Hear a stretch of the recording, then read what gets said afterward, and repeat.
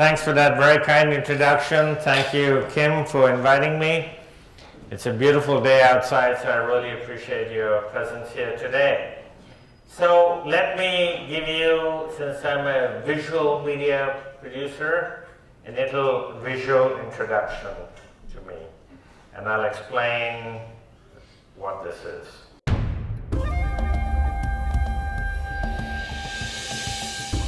My intention is clear. I want to go where there is silence.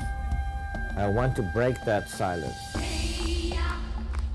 I wish I was really wealthy, then I would say, Firdaus, go lock yourself in the room and think of these ideas. Don't worry about fundraising, because he can really help us change people's ideas.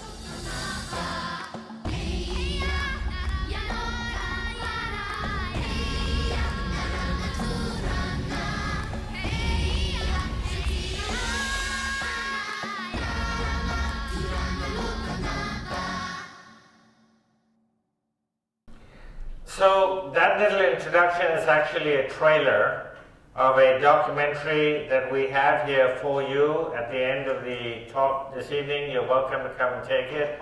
It's by a local filmmaker, Randy Kelly, and produced by Michelin Shoebridge, and it's a 1 hour, 50-minute television documentary. It's the story arc of it is the No Excuses campaign, which I'm going to show you, on domestic and personal violence. So I started, as Kim mentioned, Chocolate Mousse Media. It was founded here in Ottawa in 1995, so I've been doing this work for 20 years now. It is a social enterprise. So when I started it in 1995, I told people I was going to call it a hybrid company, because nobody had heard of a social enterprise. The term didn't exist at that time. Even Revenue Canada was a bit confused as to what I was talking about. But I used for-profit media work to fund non-profit media work, and you'll see some of it. It's a huge company. You're looking at it, all of it. It's a one-person band. And like many producers, you put together people when you have projects that you have to do. So I'm really a one-person band, but I have a huge network of people around the world that I call on. I'll explain how some of the productions are done. But in the media business, many producers, I mean even the most famous producers and directors are just one person sometimes, but they have networks that come together, produce a film or whatever, and then go, and they're all freelancers. I have a very international production process. So in any given production, I will have people around the world working for me. So you would, for example, see some of the work that I've done. I'll give an example of the Ebola crisis video, which you're going to see. The concept and the idea came that we needed to do something between 3 producers, one of whom was in Nashville, Tennessee, at United Methodist Communications, one of whom was in Ireland at an organization called IHE, which is the Irish Health Education Network, and me, at that time I was sitting in Switzerland. And we decided to come together.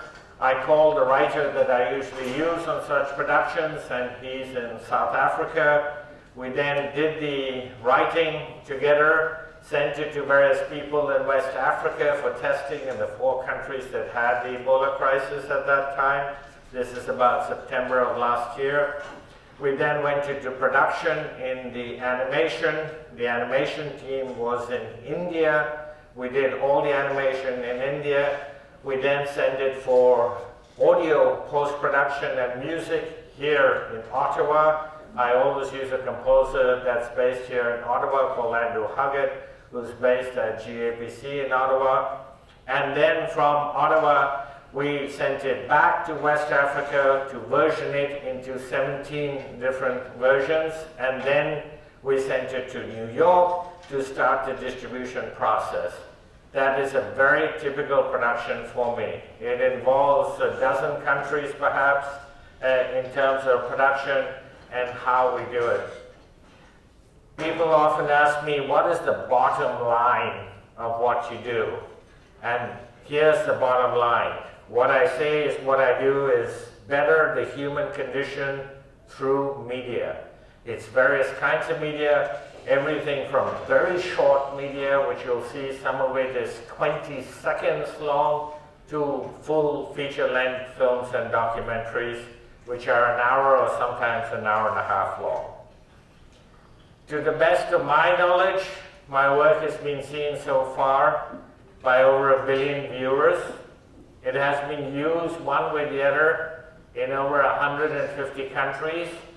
Believe it or not, somebody from North Korea has actually watched one of my campaigns, which is unusual for North Korea. I have no idea who it was from North Korea. The animations currently exist in over 90 languages. So over 80% of the world's population, or over 6 billion out of 7 billion people on this planet, can find at least one animation that I've created in their own language. Either they are all on my Vimeo channel. If you put my name into Vimeo, currently there are 3,243 videos. You can download them all free of charge in high resolution, standard resolution, and a format for mobile phones. They're on various subjects that you will see. And so far, we've counted 79 awards, but who's counting? Okay, so people often ask me, what is the criteria? How do you decide what, out of the many issues on this planet, you want to focus on? The most important criteria for me is that it must be oriented towards saving or improving lives. It must be a global or a regional issue. So I don't do very much, if anything, that is purely national. Even in Canada or any other country, I very rarely do anything that is purely national. It must be a difficult issue. That's a strange thing for a producer to say, but for me, if it's not an extremely difficult issue to tackle, I don't want to do it. Media must be you must have a capacity for media to make a difference. So if it's an issue where media cannot make a difference, obviously I don't tackle it, but it is one of them that I go through. It must need behavior change and not education. There are many media producers in the world that create educational media. I'm not one of them. There is a difference between creating behavior change communications and educational media. Behavior change communications is directed at a single person. I always call it a viewer of one, just one person. The one person whose behavior I want to change. Education can be, and often is, a component of behavior change communications, but there is a vast difference, and I'm going to show you examples of both of them. It must need innovation. So I place a huge focus on innovation in all the work that I create. It must be something that nobody else is covering. In the NGO world, there are many issues. And one of the issues is that every NGO wants to get their own funding and wants to create their own work. It's understandable, but I don't like that. So if somebody else is already covering the issue, I stay away from it. It must need cross-cultural communications. Now, we're a very multicultural country, Canada, so pretty much everything we produce should have a multicultural dimension to it. But there are many countries like Japan and so on that don't need to have such a multicultural focus. So if the Japanese came to me and said, make something just for Japan, I would say, no, that's not what I do.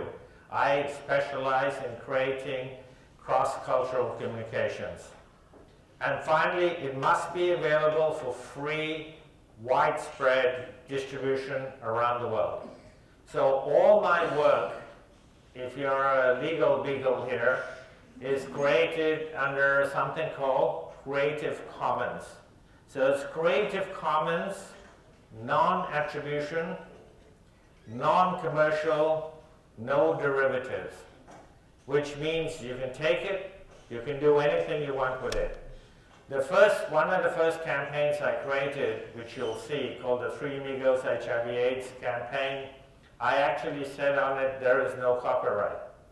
Except that the first broadcaster that we gave it to, the South African Broadcasting Corporation, said, we can't play something without a copyright because we need to know that the person who's giving to us has the copyright and therefore we have the right to play it. So I said, okay, we put a tiny, there's a copyright, but there's no use restrictions on it. You can take my work, you can do whatever you want with it, you can download it. They've been in comic books, they've been on t-shirts, they've been played in umpteen different ways. People write to me and say, can I use it as educational material in my own training that I do for other people? Yes. You don't need to ask me what you do with it. You can do whatever you want with it. Okay. This is an example. It's a complicated slide, but I thought I would give you one campaign's idea of the goals. So this is the campaign called No Excuses, which you'll see, against domestic and personal violence. It's on issues like rape and sexual assault, as you'll see. These are the goals that I created. Creating human rights within families, preventing all forms of violence, challenging the perpetrators of abuses of change and not the victims. If most of you think about the domestic violence campaigns that you've seen, most of you will have seen an image of a battered woman. In my opinion, that does nothing to change the behavior of the person whose behavior you're trying to change, and that is the abuser and not the victim. By repetitively showing the image of a victim, the battered woman, we are in fact perpetuating the idea that there are battered women and giving the idea to other people who might not have thought of it. I don't understand why we keep doing that. I'll give you a much more concrete example where I go after the person whose behavior needs to change. And sometimes I don't do campaigns where I feel it's going to have an unintended consequence of not changing the behavior of the person whose behavior we need to change. Not very long ago, I spoke to the Bangladesh Acid Victims Association. Acid violence, is one of the vilest forms of human depravity I know. A perpetrator, usually a man, throws acid on a woman with the intention not of killing her, but of disfiguring her. And the Acid Victims Violence Association said, create a campaign that we can then put on television and you can do your magic, and we can tell people, for example, that if you have or are near an acid victim, immediately douse them with a massive amount of water to get the acid off their body as fast as possible. I didn't do it. I had not been able to figure out how to reach the victim, and instead I thought that I would be giving the idea of acid violence to millions of people that hadn't thought about it. So I have never done it. So I stay focused on the person whose behavior we are trying to change. We are communicating in this, to come back here, a message that family violence is not justifiable.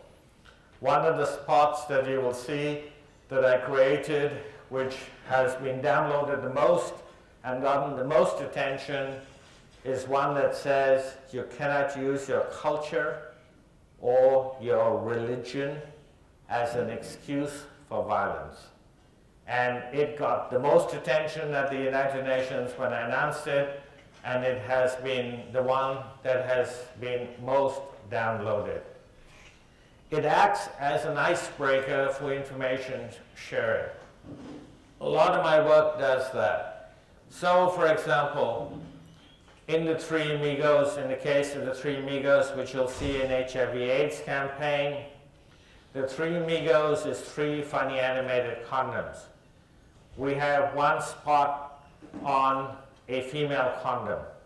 It's the first time in many countries a female condom was ever mentioned on air. So it empowers a woman to bring up the subject.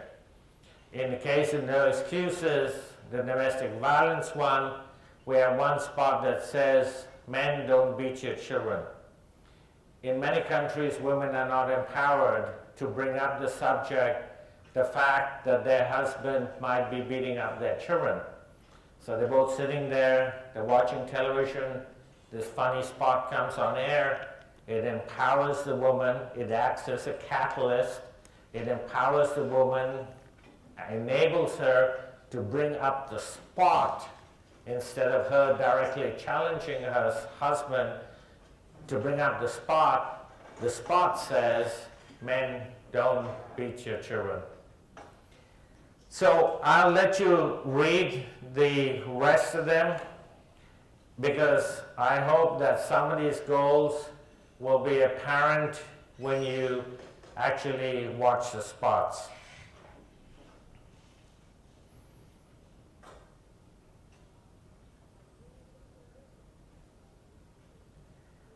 Okay, so here is one of the No Excuses campaign spots.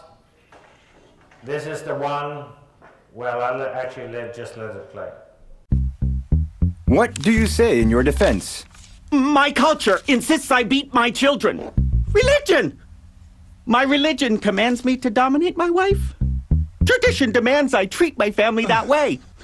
Have you read any of these books? Me? Well, no.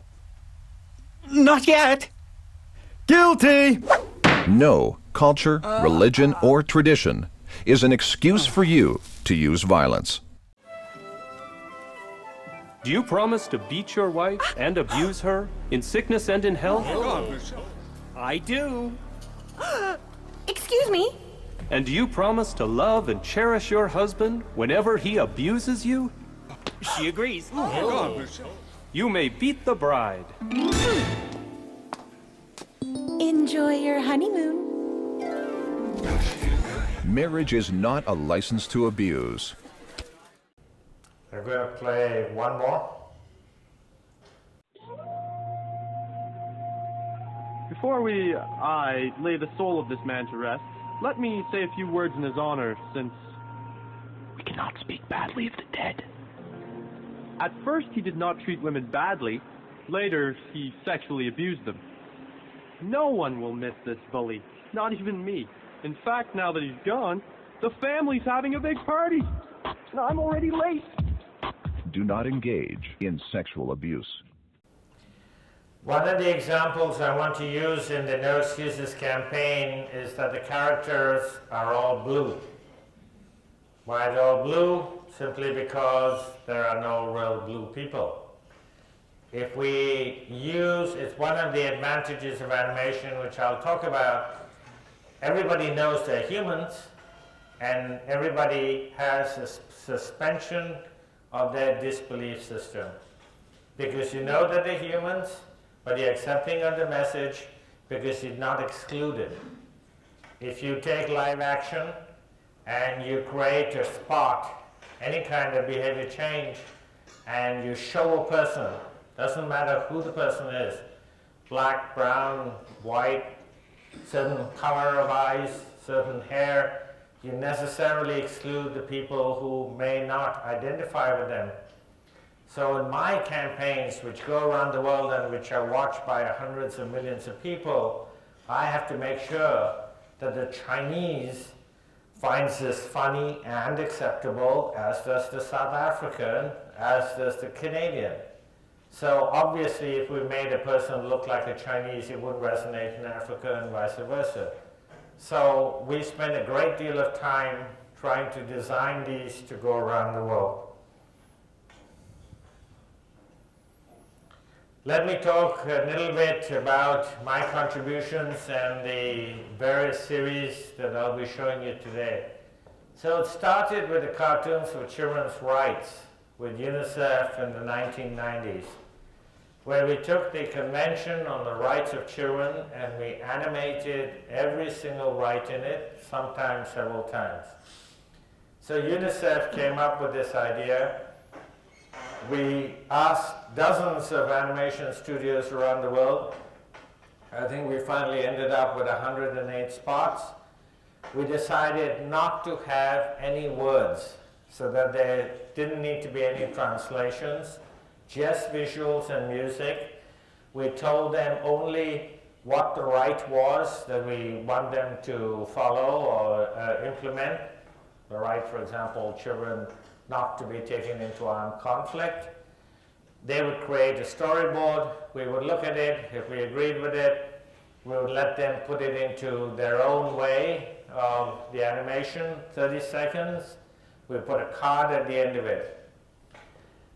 2,200 broadcasters played them, and over 2 billion people watched them. They became the most watched media in the world. There is no movie that comes close to having that kind of viewership, no matter what it is.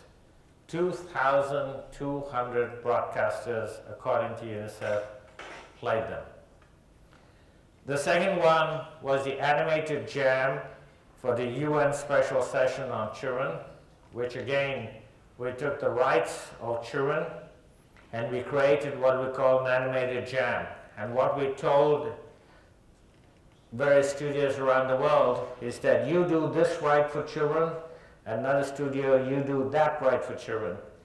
And in this case, we put it together into one video, and we called it an animated jam, which was played at the UN Special Session. It was going to be, the special session was going to be, unfortunately, in September 2001. In fact, I knew about 9/11 because I was actually on the phone with the UN at that time, and they said they had to abruptly end the call and evacuate the building, and they said, well, put on your TVs, and that's how I knew what was happening on 9/11. The UN Special Session on Children got canceled. It was held a couple of years after that, but it was a pale comparison of what was going to happen, and it was one of the many changes that happened because of 9/11. The Hind and Hamza spots and values I'm going to show you, so I'm not going to talk too much about it now. The three amigos I'm going to show you. The Buzz and Bite malaria prevention campaign I'm going to show you. No Excuses campaign I just talked about. Ebola I'm going to talk about. Living with type 1 diabetes and values for young children. I have especially stayed focused today on animation. It's not all that I do. There are a couple of live action things that I'm going to show you as well. Nana Lily is an Arabic series which I'll show you. Domestic violence in Malawi and the solar campaign. So I mentioned that behavior change communications is not the same as educational material, which most of you are probably familiar with. So I'm going to show you an example that I produced of educational material that is not behavior change communications. It is simply designed to educate the viewer on a particular subject. In this case, it is domestic violence in Malawi, where the figures are absolutely horrific. Malawi is tearing itself to pieces, literally. An epidemic of violence against children has become the social norm. 2 out of 3 children experience violence. 1 in 5 girls are sexually abused. 2 out of 3 boys experience physical violence. 1 in 5 girls and 1 in 3 boys experience emotional violence. These shocking findings comes from Malawi's Violence Against Children and Young Women Survey VAX. This video calls for an urgent action agenda to put an end to this misery. No one should grow up like this. Sexual abuse before the age of 18. 1 in 5 females and 1 in 7 males experience sexual abuse. The abusers are often 5 years older than the victims, who are only 12 to 14 years old. Most children tell someone when they are abused, but less than 1 in 10 ever receive professional help. Less than a quarter even know where to seek help. Physical violence against children. 2 in 3 boys and 2 in 5 girls experience physical violence. Half of young adults witness violence in their homes. The abusers are often adult family members, peers, or teachers. A third of the girls feel the violence was their own fault. Emotional violence against children. 1 in 5 girls and 1 in 3 boys are emotionally abused more than once by taunting and humiliating comments. Parents are the most frequent perpetrators. Consequences are staggering. The long-term effects of all this violence include mental distress, drunkenness, risky sexual practices, susceptibility to STIs, self-harming, and suicide. Many Malawians now believe that it's okay for men to beat their wives and that women should tolerate abuse to keep their family together. We need to change these statistics and attitudes. Here's how we can. Focus on preventing violence from ever occurring through increasing safe, stable, and nurturing relationships between children and their parents and caregivers. Empowering children by developing life skills such as anger management. Promoting gender equality. Increasing women's access to education, employment, and services. Promoting early referrals when violence does occur by encouraging those affected to seek professional help and by education to identify the signs and symptoms of violence. Responding to the violence that does occur by allowing children to return to a safe and nurturing home environment. We need a new culture in Malawi that rejects the violent norms that perpetuate and accept violence. Now, it is the time to make it happen. We need urgent action from everyone in Malawi, the government, its development partners, civil society, and most important, Malawian children, families, and communities to demand and drive change for every child, especially the most disadvantaged and vulnerable. Malawi's children are the country's hope for the future. We must stop this epidemic of violence. So the target audience in that case are policymakers to bring attention to the statistics in Malawi, which are, as I said, extremely grim. And the idea is to provoke change in them, but it is not behavior change communications, because it is not targeted at the person whose behavior I'm trying to change in the other campaigns. So this is an interesting example of what is called whiteboard animation. And today I'm going to show you many different styles of animation. The first one that you saw, the No Excuses one, is in 3D animation. It is the most expensive form of animation to create. Does anybody know how much Disney or Pixar spends on animated movies? Between 100 million to 250, 300 million. Absolutely, 100 million to 250 million. So generally speaking, it starts at $1 million a minute.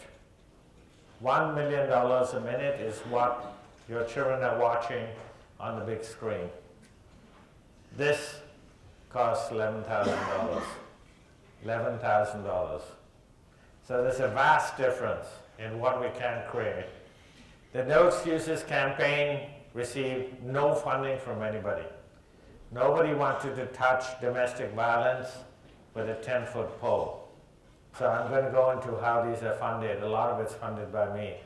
but nobody wanted to give me a cent for domestic and sexual violence. Okay, so this is an example of education that's live action. Again, not behavior change communications.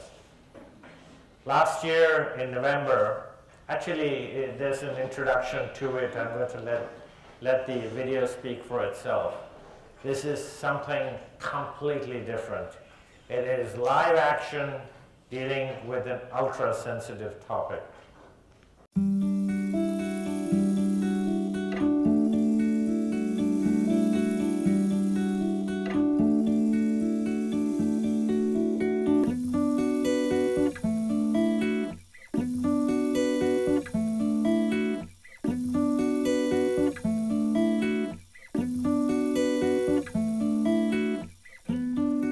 I think it's a very high time to tackle this issue. It's better to prevent this problem at the beginning than struggling, fighting against this problem. Extremism is rapidly growing and it's coming faster than us. The ISIS have hijacked our beautiful religion, and they have misinterpreted it, and there have been, no religion on the face of the earth calls for selling women or beheading heads or doing what's going on. We are not living our religion, we're just fighting for it. Since the Iran and Iraq war, I was 10 years old when it happened. We have seen the blood, we have seen the bombing, and this has become a part of our lives. The youth of Libya are two groups, either killers or being killed. They're targeting the youth and they brainwash them. We need to get out of the loop of military and Islamists. We've been on and on in the same kind of fascist regimes, and once we get out of that loop, things will start to be good.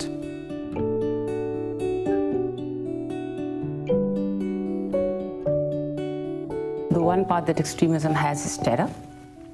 It's the power of putting fear. It's actually just power. They come up with a lot of attractive packages. The package is, of course, they hand over to a young 14, 15, 16 years old boy 20,000, 15,000 rupees per month, which they had never thought of, and then a mobile and sometimes a gun also. So this power of the gun and money itself, I think, is very attractive for the young minds.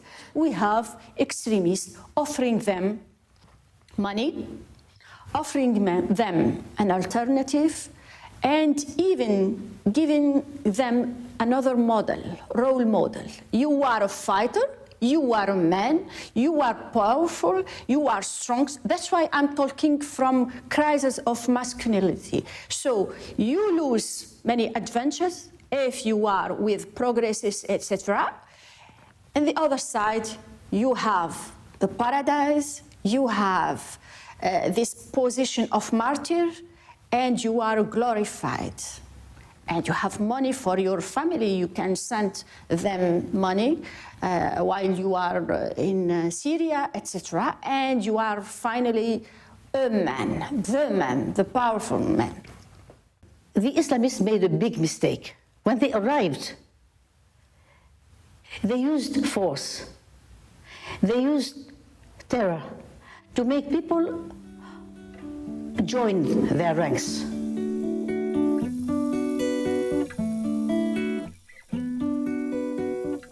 I think you need to hit rock bottom to actually push and push and push for change that is sustainable, that is grassroots based, as opposed to let us as countries and let us as governments think about what the solutions could be.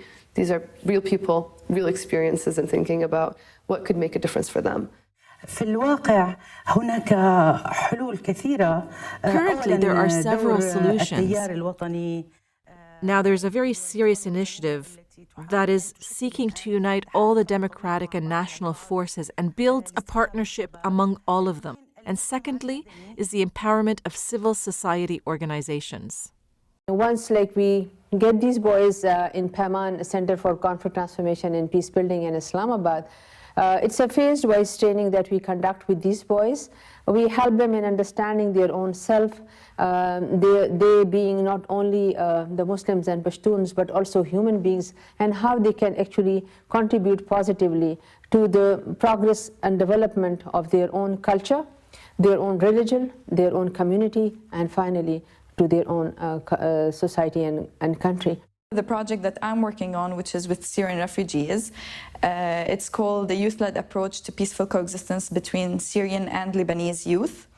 And what we work on is how to have social cohesion between those two communities, and especially youth, through arts and through different art workshops, which are video, music, drawing, visuals, and theater.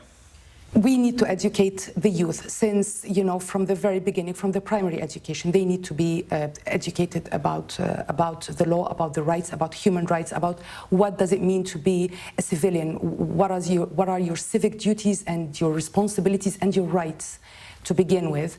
And the police force, the Interior Ministry should have a curriculum about women's rights, about human rights, and there should be oversight on these police stations and over the police officers so that they abide by the law. You need to have a human rights person, a human rights lawyer in each and every police station, at least to begin with, in the initiation phase of such a reform. Educate them, monitor them, audit over them, and then move forward. I work to empower women refugees in Kharas. There's a big number of refugees currently living there. We're done with the question. The healing must begin.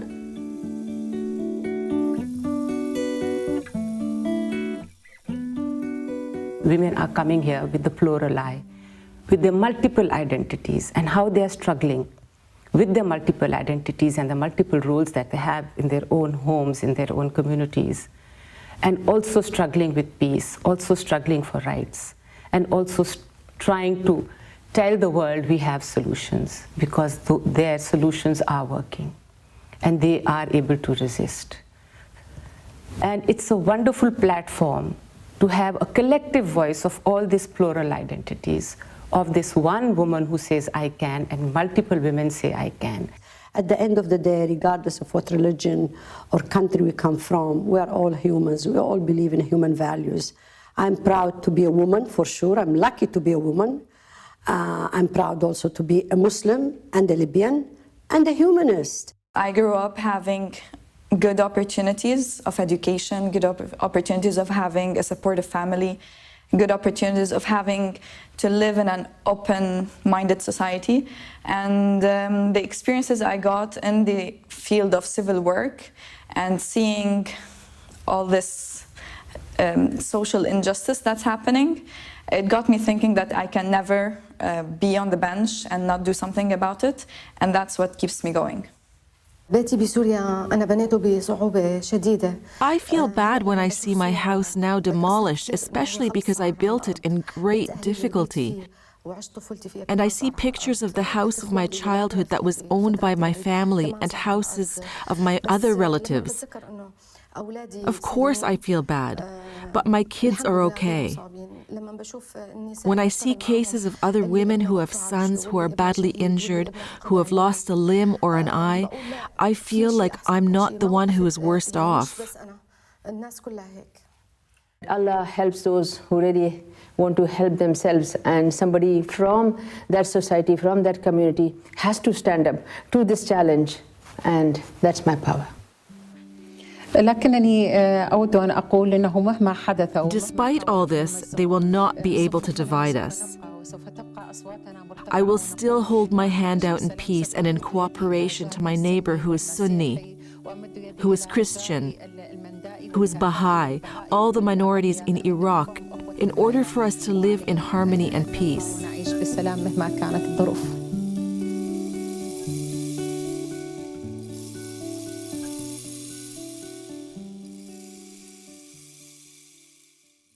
Because it's about 10 minutes long. So I spent 4 days with 60 very courageous women from these countries, who were all activists, all human rights activists, journalists, NGO leaders, and the idea was to interview them. Those that wanted to be on the net are on the net. There were 24 out of 60 who agreed to be on the internet. One of them, after she agreed to be on the internet, went back to her country, which I'm not going to name. She got so many threats that she asked me to remove her from the internet. So I redid the video and took her off.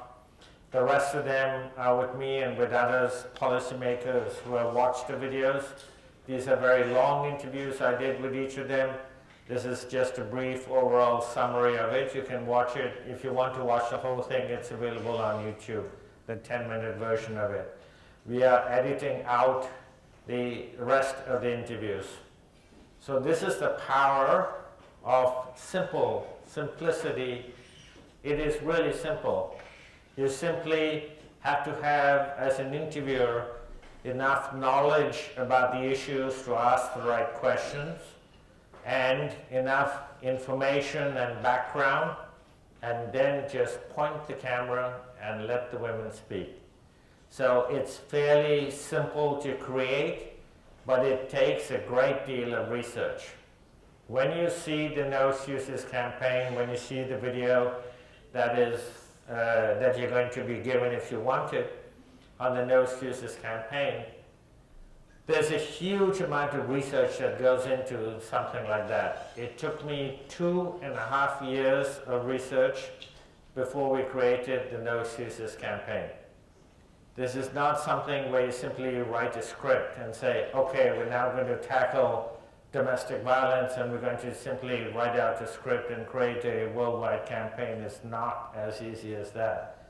So the 2.5 years took me to several different countries where you'll see on the video, for example, interviewed people in South Africa, interviewed people in Asia, interviewed people in different parts of the world, and came up with a consensus, an idea of what kind of media and how to create it. How do you create this kind of media?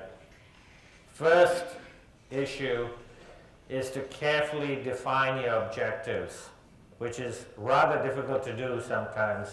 It sounds very easy to say you carefully define your objectives, but it is in fact, when you're dealing with these kinds of issues, these are the most sensitive issues in the world today. It is very difficult to create the objectives that you want to meet. So we must have behavior change communications, and that, as I said, is not education. Although education can be an element of behavior change communications. The goal of my work is to create behavior change. And that's where I get the idea of culture shift. The approach must be to persuade a person to change their behavior. I have a target of one person. People often ask me, what is your target audience? And I always say, my target is just one person.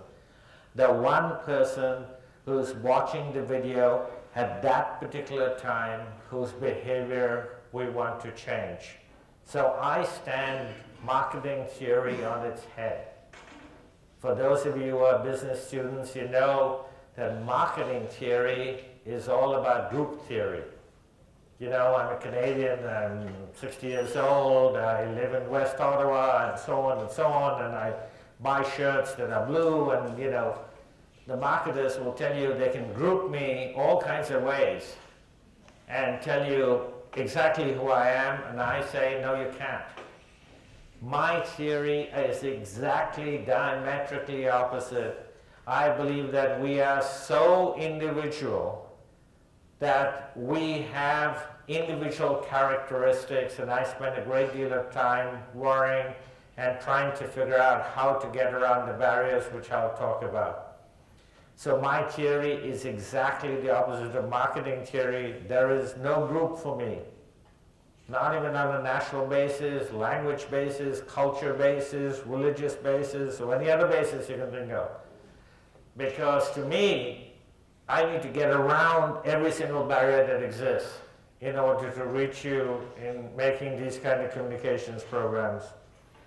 I must get you to internalize the message. I don't believe that you can bash a person on the head, and that's why I quite often use humor to bring you to the serious point. When you watch the videos, you might laugh because I'm trying to create something that's memorable. I'm trying to create something that you want to watch over and over again. I'm trying to get you to the basic point at the end. When you see the tagline being given at the end, you'll notice that there's nothing happening on the screen. There is nothing to distract you.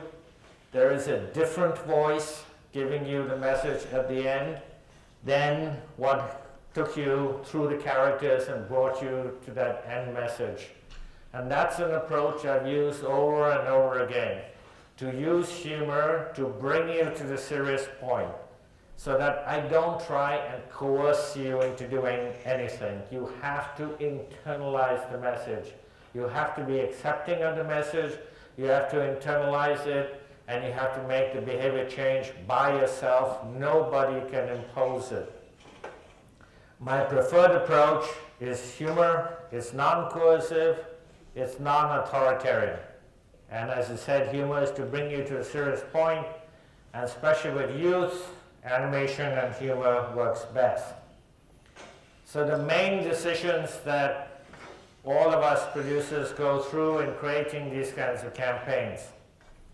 First, the issues that we need to discuss, then the target audiences, the concept which comes out into animation or live action, the capabilities to create it, the budget, which is very important, the schedule and how quickly or long we can do, and the distribution network, and it's a loop because they all feed into each other.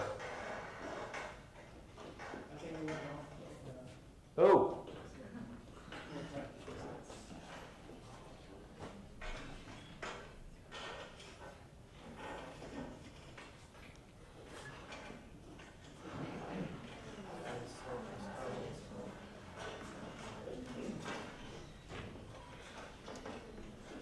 Any questions so far? Yes, sir.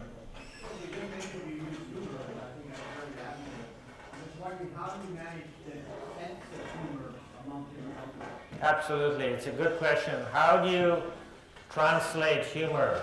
Because what somebody in Japan finds funny is not what a South African finds funny. So I never translate. So there are 3 textbooks my work is mentioned in, and there have been about a dozen master's or PhD theses written on my work. And one of the 3 textbooks is the translation textbook that students use around the world. And the reason for that is because we don't translate anything, we rewrite the scripts in every language. So we take the video and we say, this is the concept of that particular video, this is what we have done in English, and now we'll rewrite it in whatever language that we're doing it in, and we then use local people to make sure the humor is local. So that's how we do it. Yeah, we're waiting for the code. You need a code? Yeah, okay, I got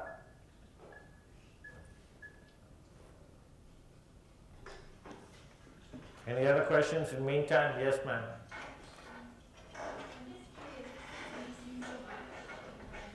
Sorry, again? I'm just curious to kind of just get your take on the role of property and the promotion of extremism, because I heard all the women speak, and it almost seems like money as well as fear is used to brainwash these kids, and if they thought of possibly incorporating your videos in different school curriculums, especially targeting young kids. Yeah, the videos are used in a wide variety of ways, including in many schools around the world, many universities, and different ways. That particular video, the women spoke unscripted. I never told them what to do or say. I simply asked them a variety of questions, and whatever answer they gave to the questions, and then I edited it to bring down hours of footage to what you see. As a producer or director, you necessarily make choices. When you have somebody like that, you know, very eloquent women talking about their experiences, and you have a lot of footage, the most difficult part of being a director is to take out the bits that you think can fit together in a 10-minute video and in a short video, and to get a coherent message out to these people, to the viewer. I think that in the case of the women who spoke up, poverty was a recurring theme as to why extremism is growing. I have a kind of schizophrenic view on poverty, because I remember going back to HIV/AIDS and people saying HIV/AIDS was being driven by poverty. And I was one of those who was researching the issue on the ground, especially in South Africa, where over 3 million people were HIV positive at the time, and the president of South Africa would not deal with the issue at that time. The ARVs were not available in South Africa, which now keep people alive, and people were dying in droves. And people were making a link between poverty and HIV, and I said, I'm not sure, and that's why we went on condoms. And that comes back to the question of how you make the selection process and how you come up with a decision as to which part of an issue or which issues you're going to tackle. I said poverty is not the driver, because if that were the case, then South Asia should have the most HIV, because South Asia has the most people who are poor. It didn't make any sense to me, because the culture of a country like Bangladesh, even though it has tens of millions of very poor people, would not make HIV perpetuate itself like the culture of South Africa was making HIV propel itself. So it was the cultural aspect of the differences that I thought were much more important than the poverty of driving HIV/AIDS. So in some instances, in some issues, poverty can play an enormous role, and certainly the rise of extremism and violence, poverty is one of many driving factors, and we have to address that. And on the other side, poverty can be used as an excuse sometimes where it's not applicable and does not create the kind of change that is necessary. So if you tackle poverty, you would not get, for example, at the issue of HIV/AIDS in South Africa. Okay, are we on? Yeah. So those are the main decisions that we go through. I'm not going to spend a lot of time on them because they're pretty self-evident, but each of those carry a lot of weight in the decision-making process. So why would you do live action? For example, in the extremism video, I would not have done that. With animation, I chose live action. It looks real. It encourages direct relating by the viewer. The characters that you're watching are like the viewer. It's better for some topics like extremism. When you're tackling extremism, it is certainly better to have people speaking about their own personal experiences. It personalizes the topics, it tells a story, and that's really what we do. You have a choice of characters and situations to underline the message that you want to get out. And in demonstrations, you can show procedures or situations. So why animation? You can reach any audience around the world. You create universal characters like the blue characters of No Excuses. The audience is accepting. So the three Migos that I'm going to show you, which is HIV/AIDS, the three funny animated condoms, they were on national television in countries, Western countries where you expect condoms could be on, Canada and Holland, for example. They were on in very multicultural countries like India and South Africa. But here's the kicker.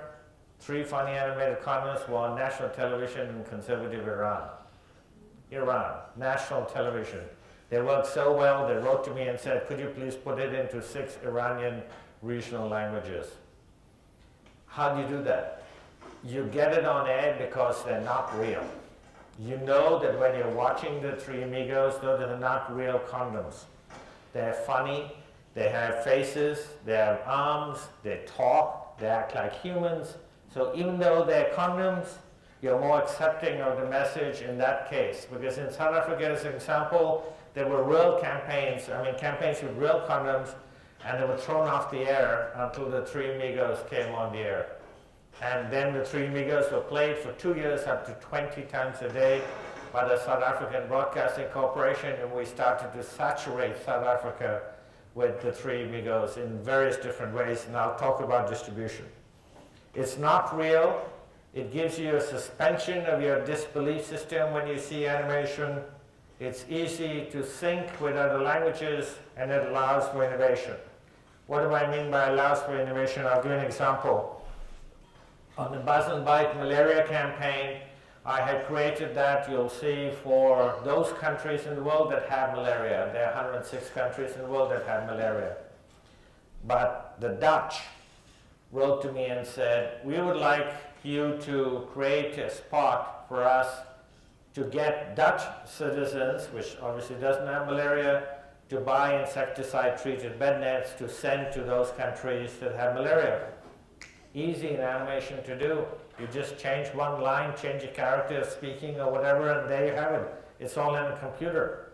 If you were going to do that with live action, you'd have to go out and reshoot it and so on, and get the characters back and everything. It's very complicated to do. So in animation, you can innovate and make changes very easily and quickly, depending on the situation you need.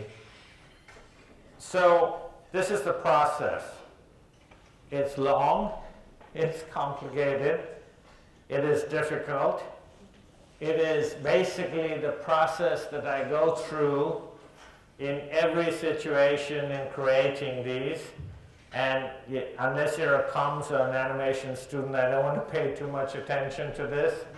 But basically, it is simply that every single aspect of what we're trying to do, from the numbers that we're going to select all the way down, is important.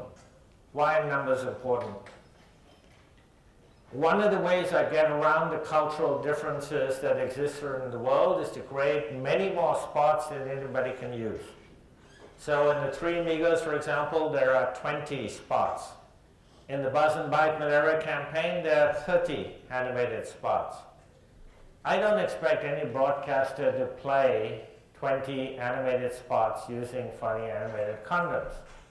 The most I ever heard any broadcaster play was Mozambique Television, which played 11 of them out of the 20. So I expect every broadcaster to pick only those spots that they want to play, that is targeted to their audience, so that they know their audiences, and therefore they can pick and select those that they want. So for example, in the case of Buzz and Bite, they have different messages. You would only play those that are applicable to that particular situation. You can do that on a DVD as well on your computer. You just pick out, make a playlist of those that you want to play if you're an NGO. So just the numbers itself is fairly complicated in terms of, and then all of those are complicated questions. So here is the Three Amigos. This is the work that I'm probably most famous for. It's 3 funny animated condoms. It now exists in 45 languages. It can reach over 80% of the world's population in their own language. To the best of my knowledge, over 150 countries around the world have used them one way or the other, and over 1 billion people have seen them. And it won the most prestigious award one can win as a producer, the George Foster Peabody Award.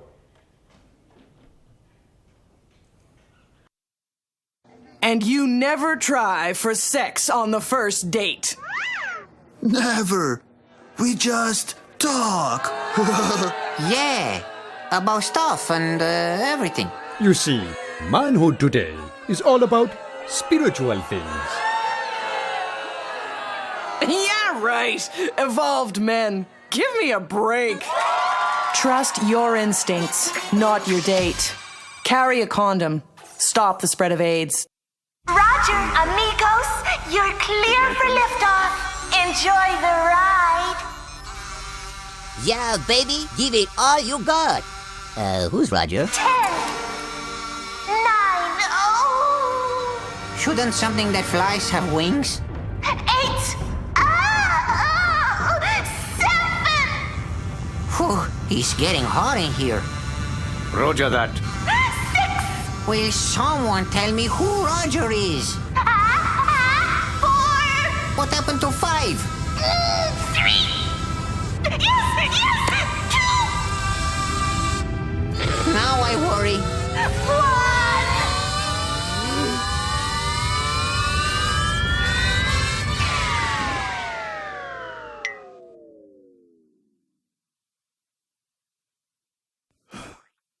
No condom, no blast off. Stop the spread of AIDS.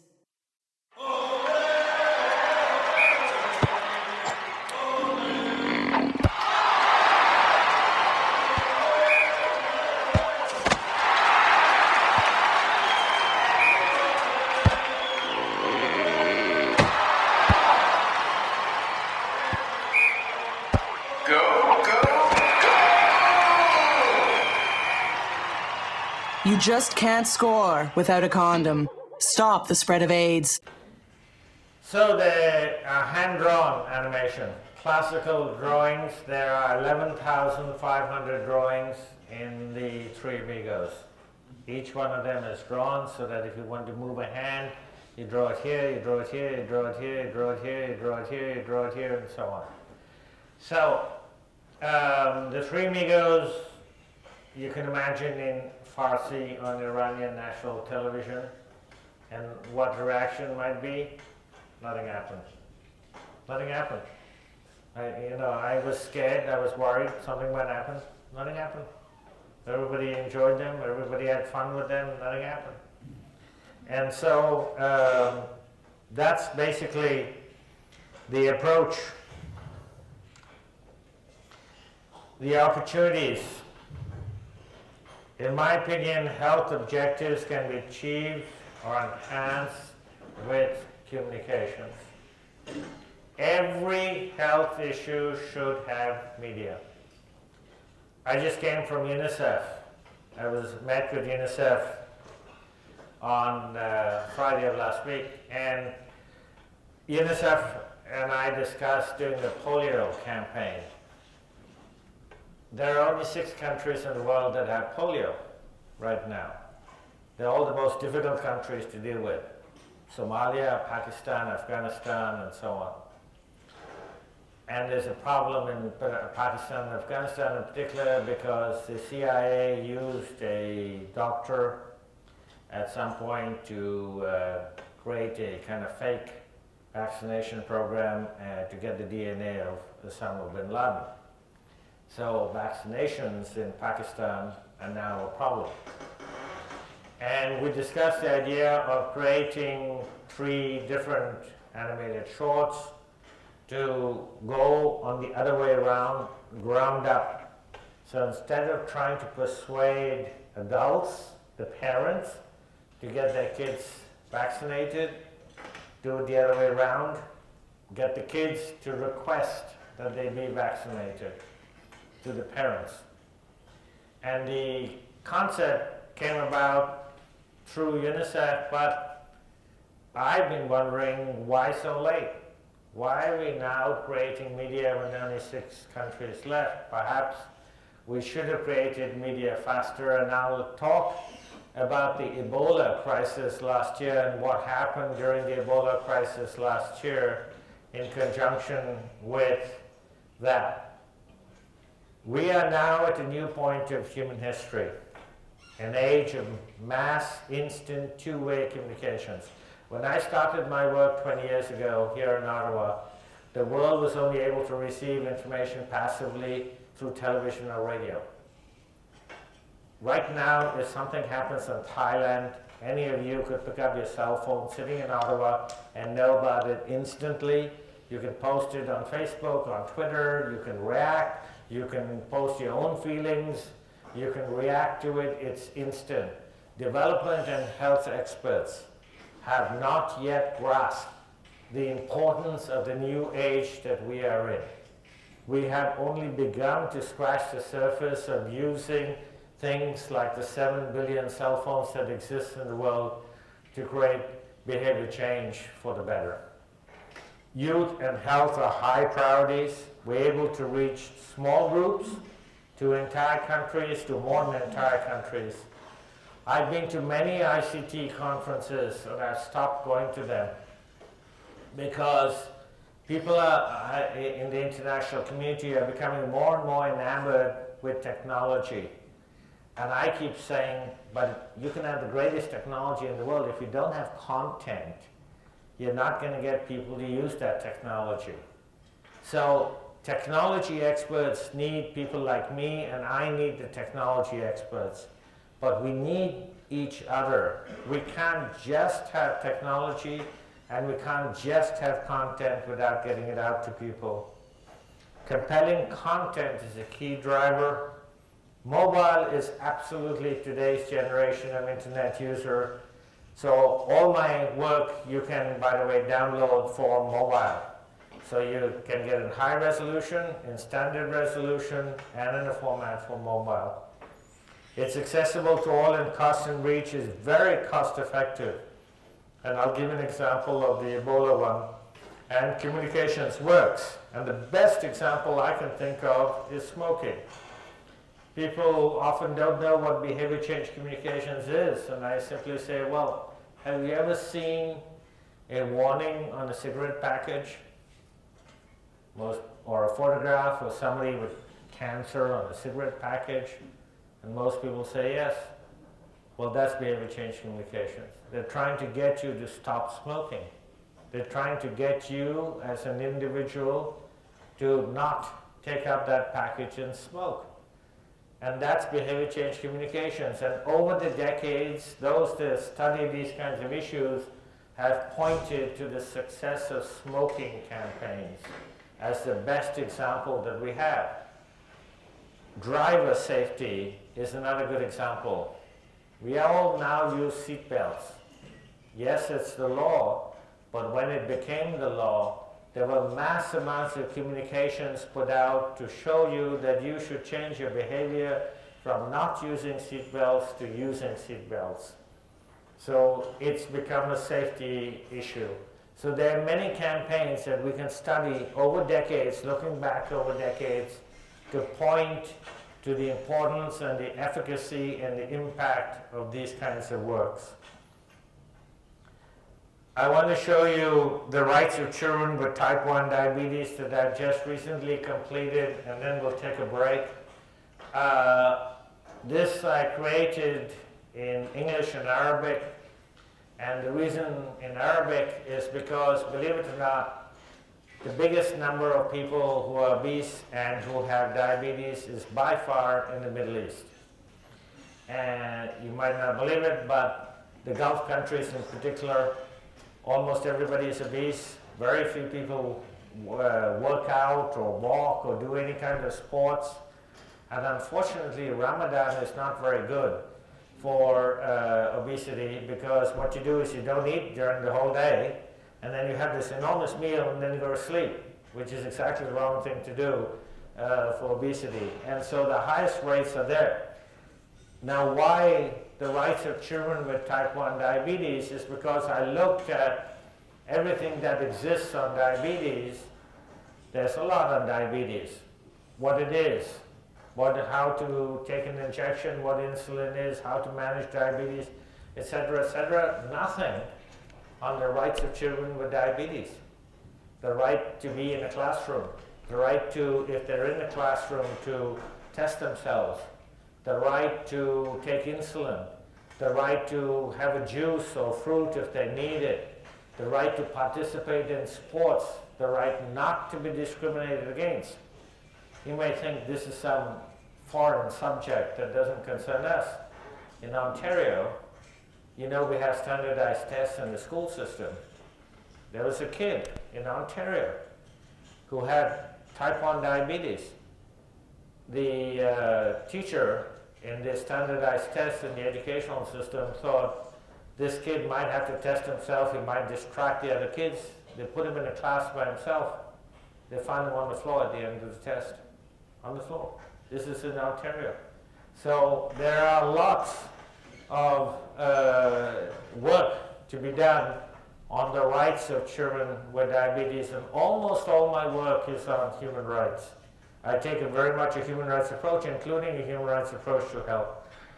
Rashid will explain what type 1 diabetes is and why some children have it. And this new boy, he has a sickness, right? He has a name, Rashid. Well, I hope he doesn't infect us. Diabetes is not an infectious disease. You cannot catch it from somebody like you catch flu. Like you would know. I do know, and my mom is an expert on diabetes. This is a pancreas. We all have one, and it produces insulin. Insulin is what our bodies need to convert the food we eat into energy. My pancreas doesn't do that. The part that makes insulin, it stopped working. Bit like a car that doesn't get any fuel.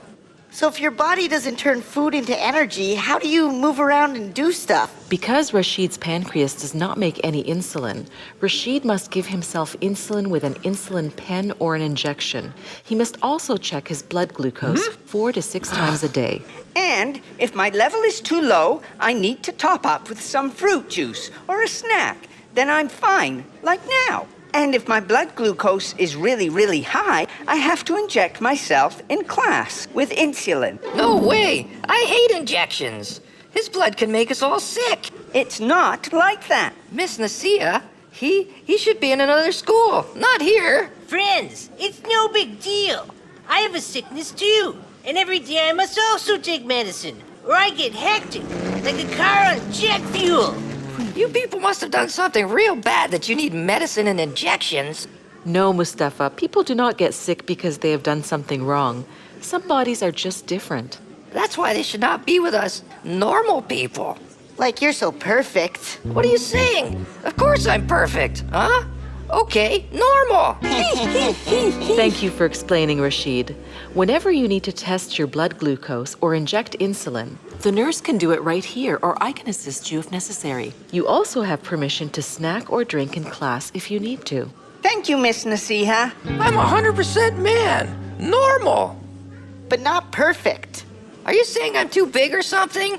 No, it's your head, Mustafa. You need to be cool, except that some of us have special needs. Just don't make me watch injections. No problem.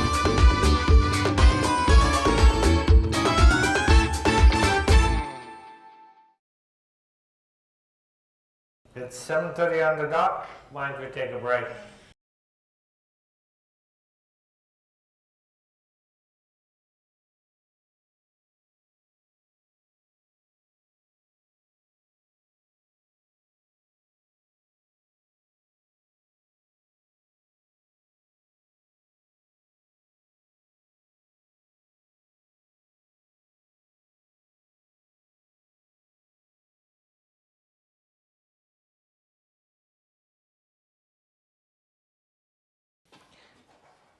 There are many missed opportunities.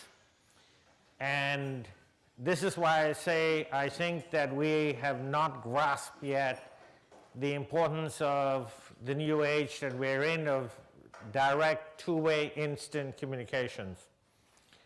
The Ebola crisis last year absolutely agitated me, and I can tell you that in my opinion, and I have told WHO directly, that I thought that the international community responded very slowly and very badly when it did to the Ebola crisis. So when Médecins Sans Frontières first raised the alarm, it was March of last year. It took all the way to August of last year for the WHO to say we have a crisis. When we did respond, as an international community, we responded in two ways. First, by far, the greatest response was to spend hundreds of millions of dollars sending doctors and nurses to West Africa setting up isolation units, and very, very little, if any, work was done on preventing people from getting the virus in the first place. So we spent literally hundreds of millions of dollars on dealing with those that were sick without making sure that we were spending even 5 cents to the dollar on trying to make sure people don't get sick in the first place.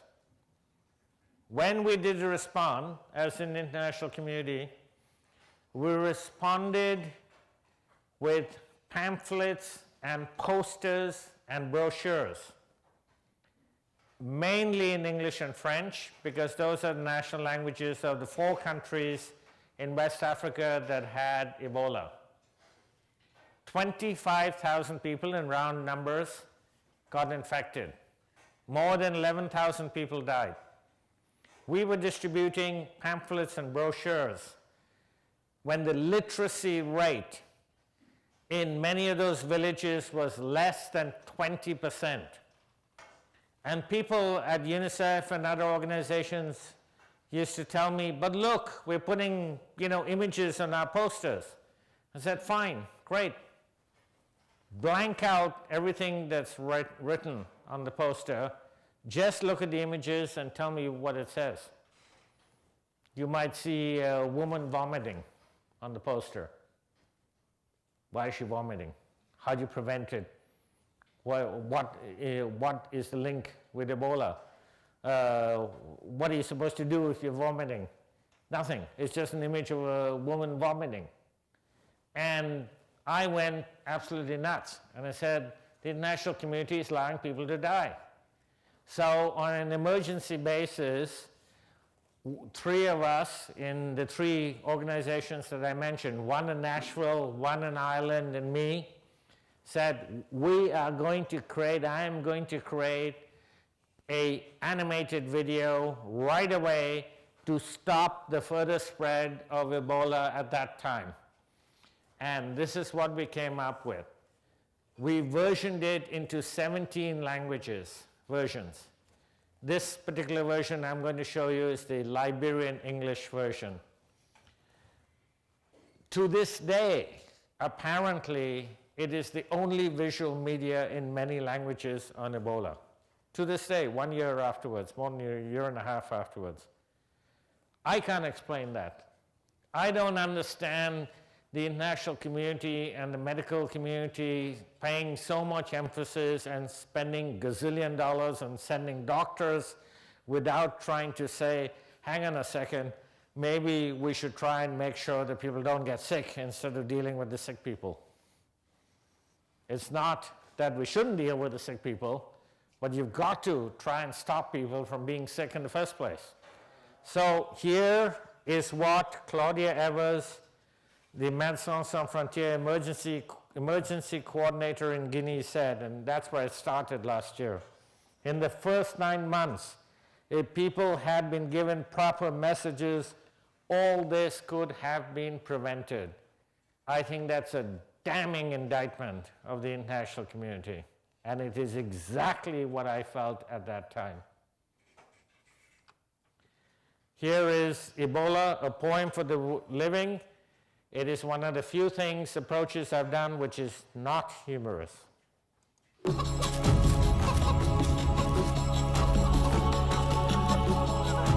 My dearest family, because you love me, I need you to stop, think, and listen. I am sick because this disease called Ebola lives inside me. This Ebola is not a curse.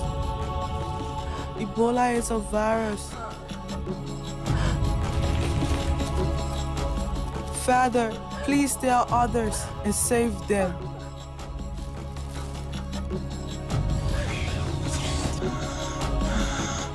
I'm sorry, Mama, for causing you this much pain. I know this could have been prevented.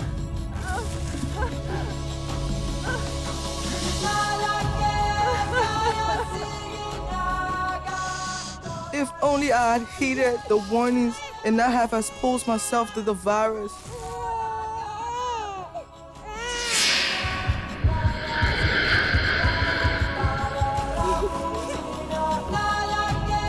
No matter what people say, tradition kills and superstitious ways have no power to stop this Ebola.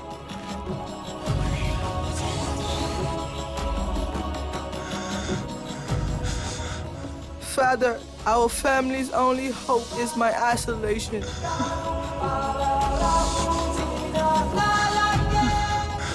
Do not touch my skin, blood, my sweat, my saliva, and my soul close because I have the Ebola. Oh, Mama, I feel your loving eyes gazing at me. I feel the mighty love you have for me. I know you yearn to hold and care for me, to bathe your child in the cool shade of our home. But because you love me, Mama, I need you to be stronger than your tears. Support the scientists and the medical staff. They are our only hope.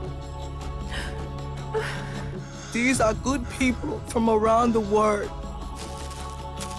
They did not bring this sickness to us. They are risking their lives to help us defeat the virus and live.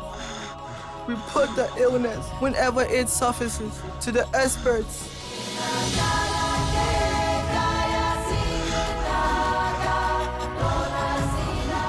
Honor me, brother, in this way as I would do the same for you. And if I should lose this battle, honor me with a good burial, but make sure nobody touches my body.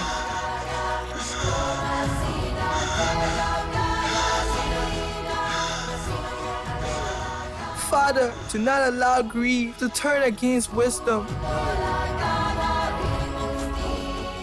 Brother, save our family's future. Sister, sing not of my suffering, sing of my courage. The courage of Mama gave us all. I know what I ask of you is the hardest thing you will ever do.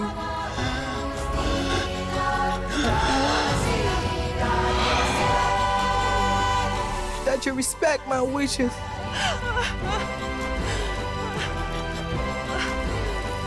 Fills me with massive pride.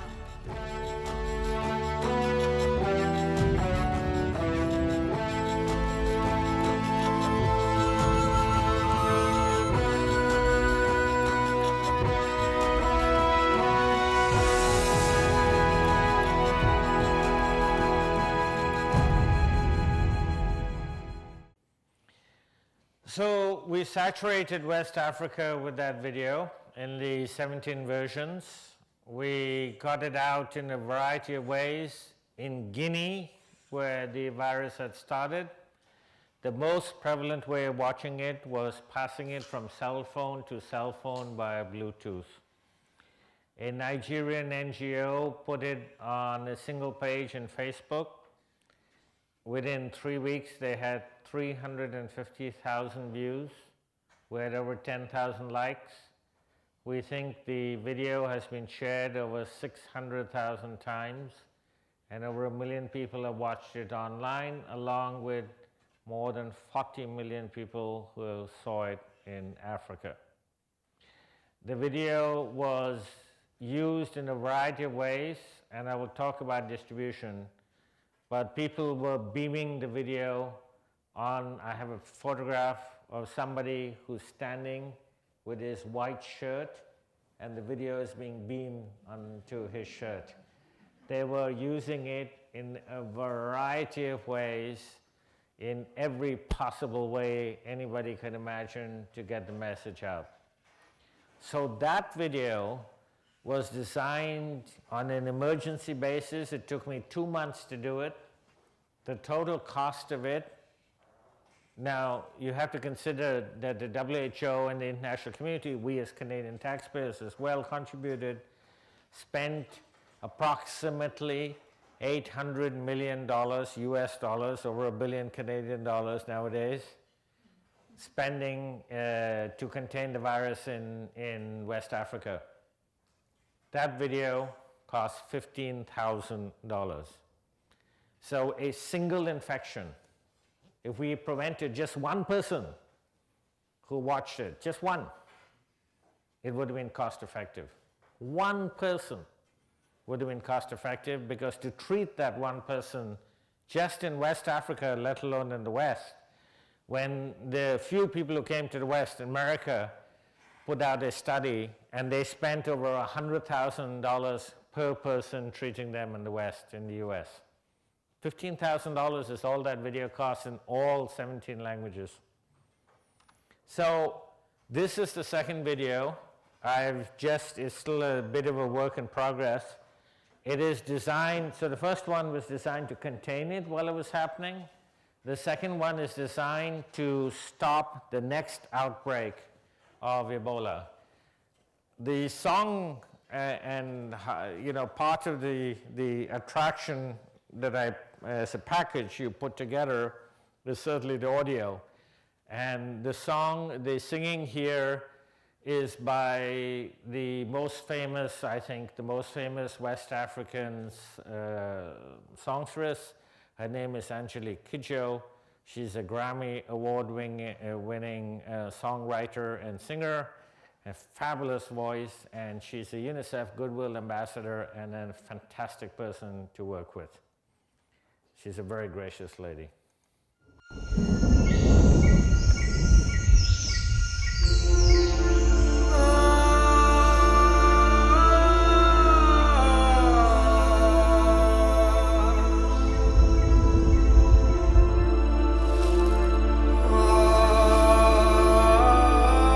My dearest brother, your death could have been prevented.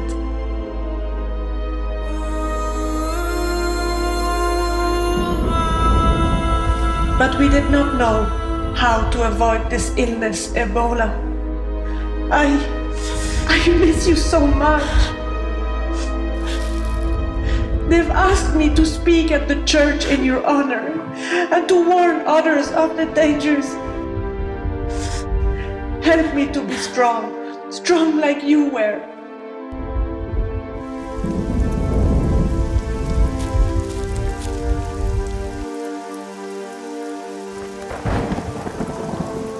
What do I tell you if you've never seen this sickness, never seen the signs, never seen what terrible things this Ebola can do to those we love?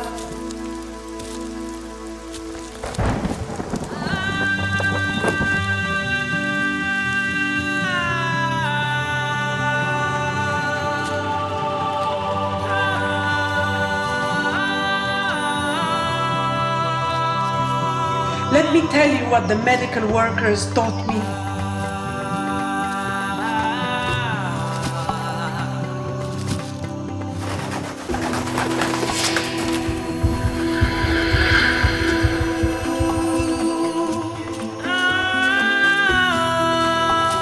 Ebola is a virus animals carry.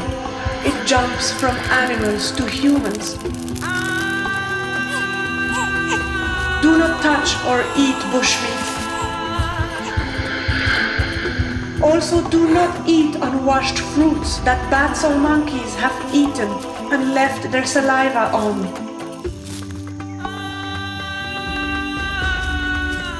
The great danger today is the virus being passed from human to human. Good hygiene can protect us. Always washing your hands before and after having touched people or animals, and before eating, is our first line of defense against this infection.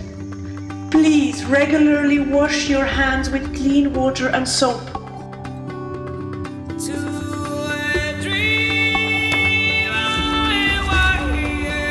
You must learn new ways of thinking. Please be vigilant. Look for signs, listen to advice, and learn from the experts. Infection by the virus Ebola is not a death sentence. People infected by this Ebola do survive if they get the proper medical help. And remember, the sooner you get help, the greater the chances of living. Do not keep a secret that might kill you and your loved ones. If you are infected, do not hide away. Go immediately to the healthcare center or call your emergency number. Signs of Ebola are easy to recognize. The people infected develop a sudden high fever. These people will then get headaches, stomach aches, and other muscle pains. They will have diarrhea and vomit terribly. When the illness is very advanced, some bleed. Whatever you do, do not allow your skin to come into contact with infected persons. Do not touch their clothes or any objects they come into contact with.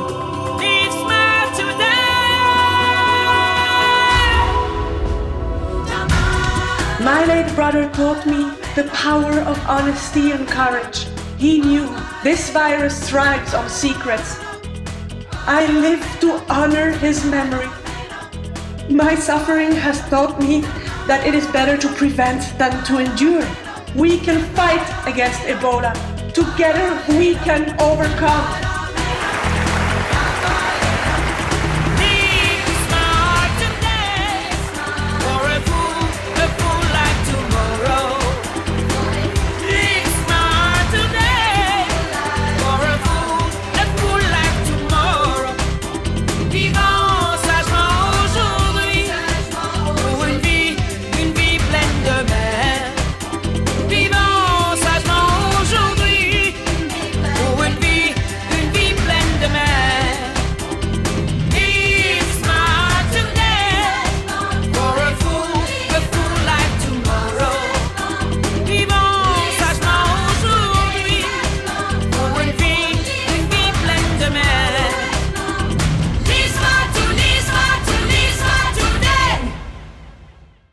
Much a work in progress.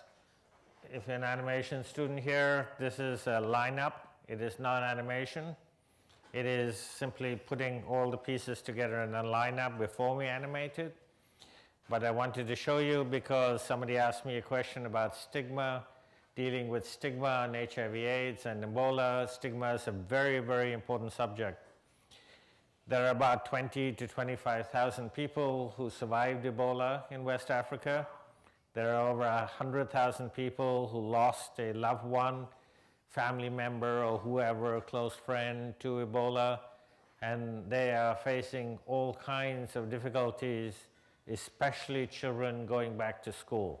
So this one is going to be finished in about 3 weeks from now and deals with getting kids back.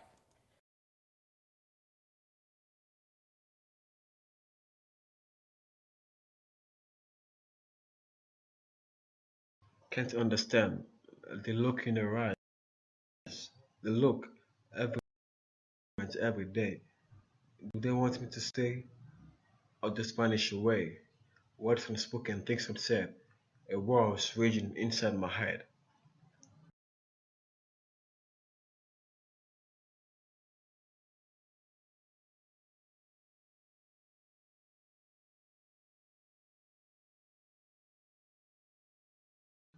Doctors tell me I'm healed, virus free.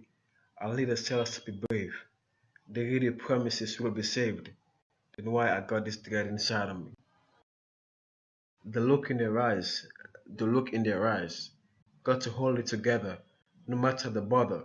Sticks and stones can break my bones. I'm a survivor never mourns.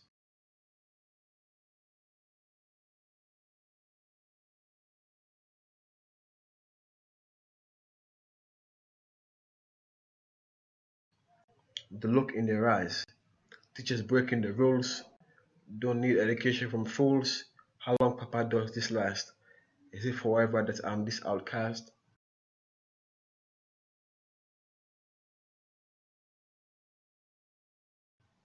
Why won't they believe me I'm virus free? No, don't tell me they need time, Mama. Time to heal, time to forget. This isolation is killing me.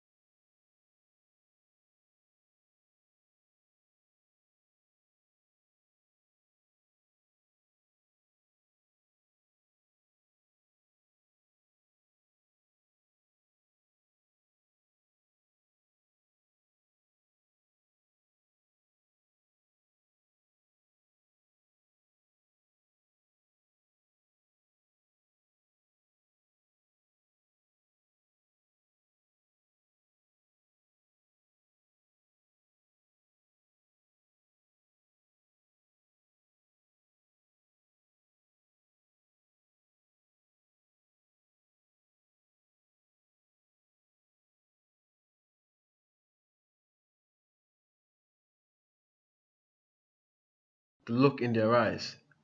The look in their eyes. Shame is not the name of my game. I'm a man. I know who I am. You and me, we're just the same. That look in your eyes doesn't confuse me. I know what you're trying to say. I'm a survivor. I'm here to stay. So that's just a work in progress. It's basically a rap song. I mean, obviously it's not the final voice yet. We haven't recorded it, but it's basically a rap song. So we have to be, of course, culturally relevant and in the voices and the accents and everything of the target audience that we want to reach. This slide is on 9 points in red because it is the basis of all my work. And basically, it is what I have to profoundly believe in, that we can reach beyond barriers to people as human beings, that we share commonalities as human beings, we are endowed with basic human rights, we share values in common. That can be a controversial statement sometimes. We share values in common, but I'm going to show you how I deal with universal values in 2 programs. Human beings are rational. Every issue can be tackled. I said in my speech to Carleton that when I get the buzz and bite prevention campaign launch at the United Nations, a journalist asked me at the UN, is there any issue you think can't be tackled with mass communications? And I thought for a while and said, no, I can't think of any such issue. Every person can be influenced, every person can change their behavior, and every person is reachable by communications. Somebody asked me during the break, can you get my son to clean up his room? And the answer is yes. If you really wanted me to create a campaign to get kids to clean up their rooms, I'll show you quite a lot of work I've done with children on issues like bullying and so on, and certainly cleaning up their rooms is part of it. We've actually done it in animation already. So, the solar campaign. The solar campaign is one designed to reach the people who don't have electricity. There are approximately 1 billion people in the world that don't have access to any electricity at all, and approximately 1.5 billion people that have very limited or intermittent access to electricity.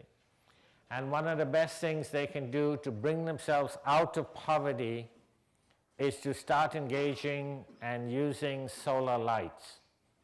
They cost $10, $12. They last for 2, 3, 4 years, and they bring people out of poverty, and they are obviously sustainable and cheaper. So what people are doing now is getting a whole bunch of health problems because they are burning kerosene, and in the cases of South Asia, cow dung, in a confined area. And the WHO has said that if you burn a kerosene lamp, a single kerosene lamp in an evening in a confined area like a hut, it is the equivalent of smoking 2 packets of cigarettes a day. So you can imagine that people are doing this over and over and over again in countries that don't have access to electricity. So I created a campaign called the Solar Campaign to encourage the use of solar lights. Yeah, yeah, yeah!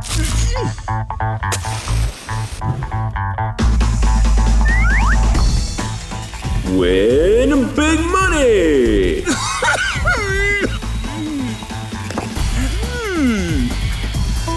Get scratching! The first pick, a star. A star? Next, a car. Is this a car? And the last pick, an apple. Stubborn, did you win? I don't know. Is it an apple? It is an apple. I won! Ah! Oh, no, no, no.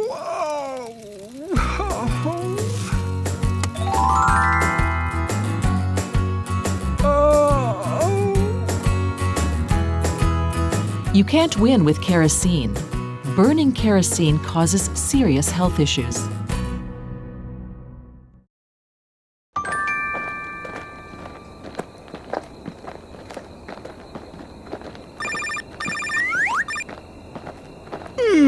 Not again.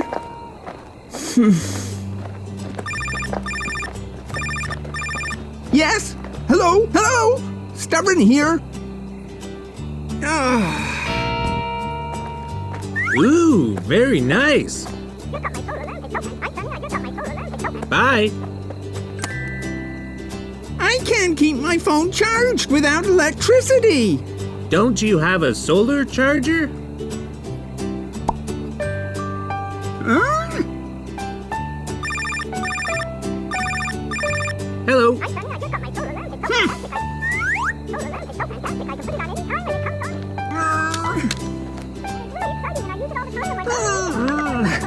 Use solar energy to charge your phone every day for free. One of the best things we can do to bring people out of poverty, especially women, giving women a cell phone. So what are the challenges for content creators? By far the biggest challenge I face is lack of financing.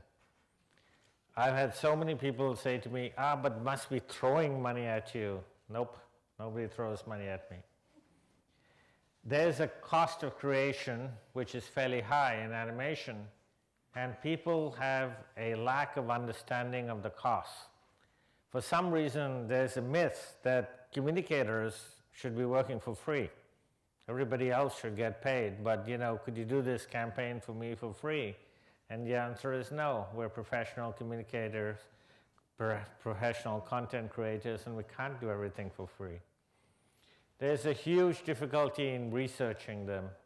I went to Kenya and talked to Maasai who have no electricity. I went to obscure villages in Maharashtra state in India to talk to women who don't have electricity, to understand the issues, why they don't use solar lights, what we can do to get them solar lights, what are the issues to promoting solar lights, and so on. There's the cost of creating the materials and then getting it out. There's a challenge of creating a focus on innovation, which is very, very difficult. Some of the most creative companies in the world, Pixar, Disney, and so on, that create massive amount of content, still create $100 million movies that flop. Yes, there are some that are big hits, but they do a huge amount of research, huge amount of innovation, they spend a huge amount of money, and sometimes the movies still flop. Nobody can say for sure that creative content is going to be a hit. Gaining acceptance from the end user is a huge problem, because over and over again I have to pay great, Catherine. Lights, sorry.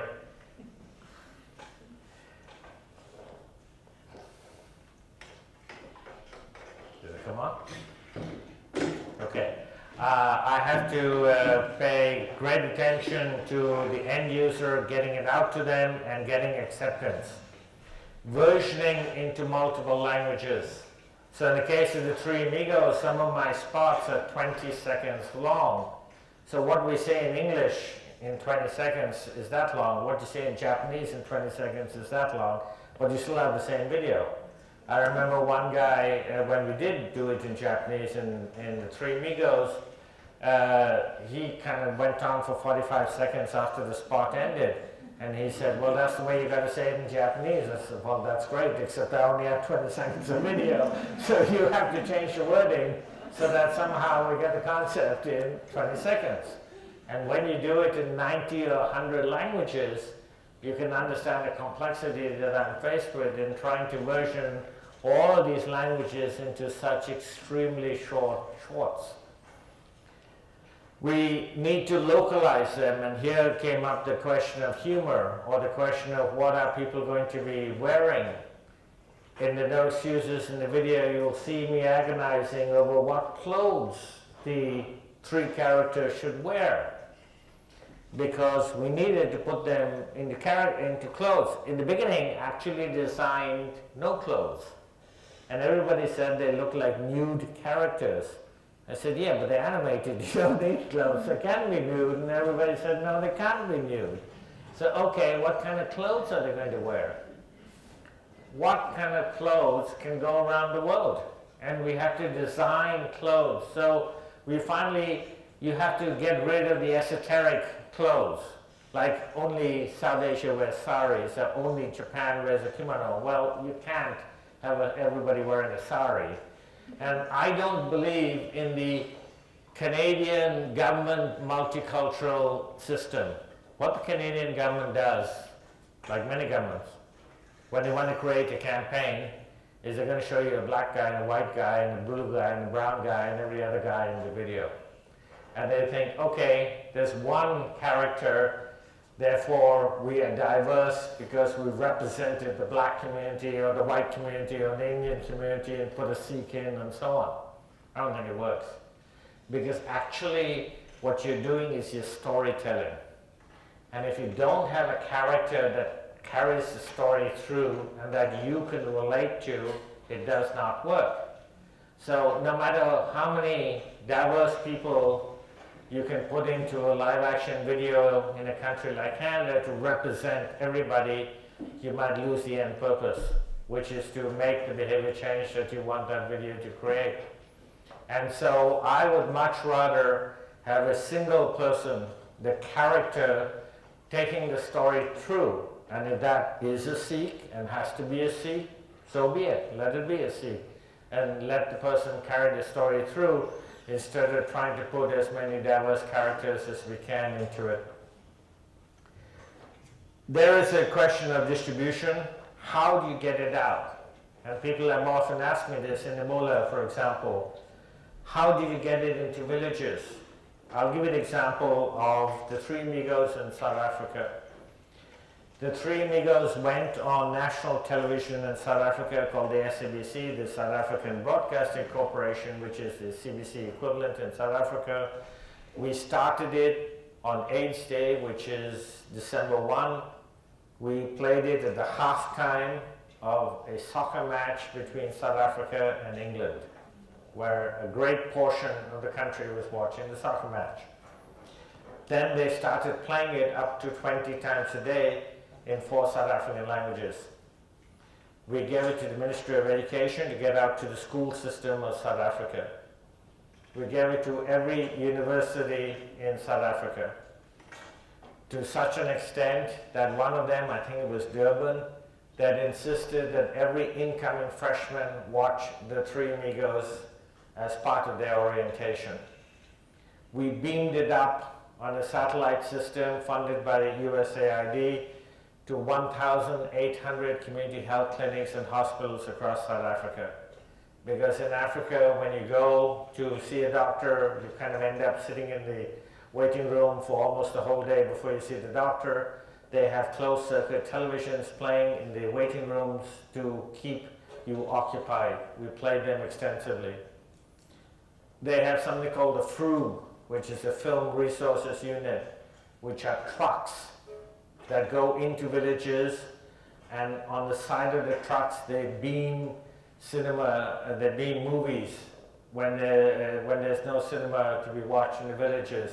We played the Three Amigos before the movie started. We get them to the FRU. We put them into the most popular cartoon strip in newspapers. A song was written about the Three Amigos because they became so popular in South Africa. So in this way, we played them on jumbotrons in the middle of soccer stadiums. We get them to buses to play on buses. We get them to bus stations to play them on their closed-circuit televisions. We put them on trains. We get them to the South African Airways to play on planes. So in this way, we absolutely saturated South Africa to such an extent that I was told, I've never tested this, I was told that you could walk into a pharmacy and ask for an Amigo and they knew you were asking for a condom. So in this way, we were able to track what happened. So I was called to a meeting in Population Services International, which is in Washington. It's a very large NGO. It receives over $100 million US every year from the US government through USAID. It is the world's largest marketer of social marketer of condoms. Now this is during the first Bush administration. The first Bush administration I described as schizophrenic on condoms, on the use of condoms. But they decided that they would call me to this meeting and they said, here's what happened. You went on air. We are not allowed to advertise because of the Bush administration's attitude towards condoms. They did no marketing of condoms. They said, we sold 18 million condoms in the year that you went on air on December 1. The next year, they sold 46 million condoms when we were on the air. And the following year after that, 56 million condoms. So they had a mathematical formula, and they decided that we had prevented 18,000 people from being infected in South Africa in that 1 year. So you can do these kinds of evaluations. It's not always easy. In the Three Amigos, it was easier. In the case of No Excuses, which is dealing with issues like rape and sexual violence, it's much more difficult because you can't do a baseline study and say, okay, men, are you going to rape your wife? No? Okay, now I'm going to show you this funny animated spot. Now you're going to rape your wife? I don't believe it. So in some cases, the international community, the funding community, just makes it kind of impossible for people like me to work on a long-term basis. There have been proposals that I've been requested that said, in 3 months, in 1 quarter, we want you to create the campaign and evaluate it and give us evaluation results. In 3 months, you want me to create the campaign, get it out there, distribute it, get behavior change in a massive amount of people and evaluate it and give it back to you. I can't do it. I never write such proposals because I think it becomes meaningless and a waste of time and money to create such evaluations which actually don't prove anything. And to the best of my knowledge, I have never seen a single evaluation that says something doesn't work, with one exception. And that exception is that between 1998 and 2004, the US Congress spent nearly $1 billion on prevention of marijuana. $1 billion on public education and campaigns to try and stop the spread of marijuana in the US. Well, marijuana has gone up at that time in the US. And so there was an evaluation done, and they did come out and say it was a dismal failure. The $1 billion was wasted. We have all kinds of examples of wastage. I went to an international meeting in Geneva on malaria prevention, where an NGO had stood up and said, we're now going to show you what we did. And this was US funded. And they spent $800,000 in Papua New Guinea to come up with a campaign to stop the spread of malaria. They did all this kind of research with all kinds of PhDs asking questions and doing data analysis and coming up with what they thought they should do in Papua New Guinea to stop the spread of malaria. The answer was that they created full-page newspaper ads in English and in Pidgin. There was a woman holding a baby on one side of the page and very dense writing on the other side of the page. And I got up there and said, if there's ever a reason not to fund behavior change communications, you just showed it to us. Because Papua New Guinea is one of the most linguistically diverse countries in the world compared to its population. If everybody who speaks English or Pidgin actually read a newspaper on the particular day that you have, put your ad in, you would have reached perhaps 1/2 of 1% of the population of Papua New Guinea, because the literacy rate is 40%, and there are over 800 languages in Papua New Guinea, and all those half or 1% would have been urban, illiterate, elite people, and the malaria is out in the villages. So I didn't make many friends that day, but I did stand up and say, this is not the way to do it, you need visual media. And I'm a great proponent of visual media because people do not grasp that they're not creating it for themselves and they're creating it for these countries, and these countries still have a long way to go. So I spend a lot of time trying to figure out how to overcome barriers. Barriers, everybody has a multitude of barriers. Barriers are what separate and distinguish human beings. To overcome barriers, I think we must profoundly understand them. Each person is unique. Remember my saying that we have really a target audience of one person. I believe that each of us is a completely unique human being. There is no other person like you in the world. And that barriers can be emanating from a person, or it can be against a person. So I have a list of over 50 barriers that I go through in every aspect. Remember that complex list of process I told you? Well, I take every part of that process and apply them to every single barrier I can think of. And these are some of the barriers that I spend most of my time worrying about. Background, belief, culture, economic status, education, ethnicity, and so on. I'll let you read them. In some countries and some situations, some are going to be more important than others.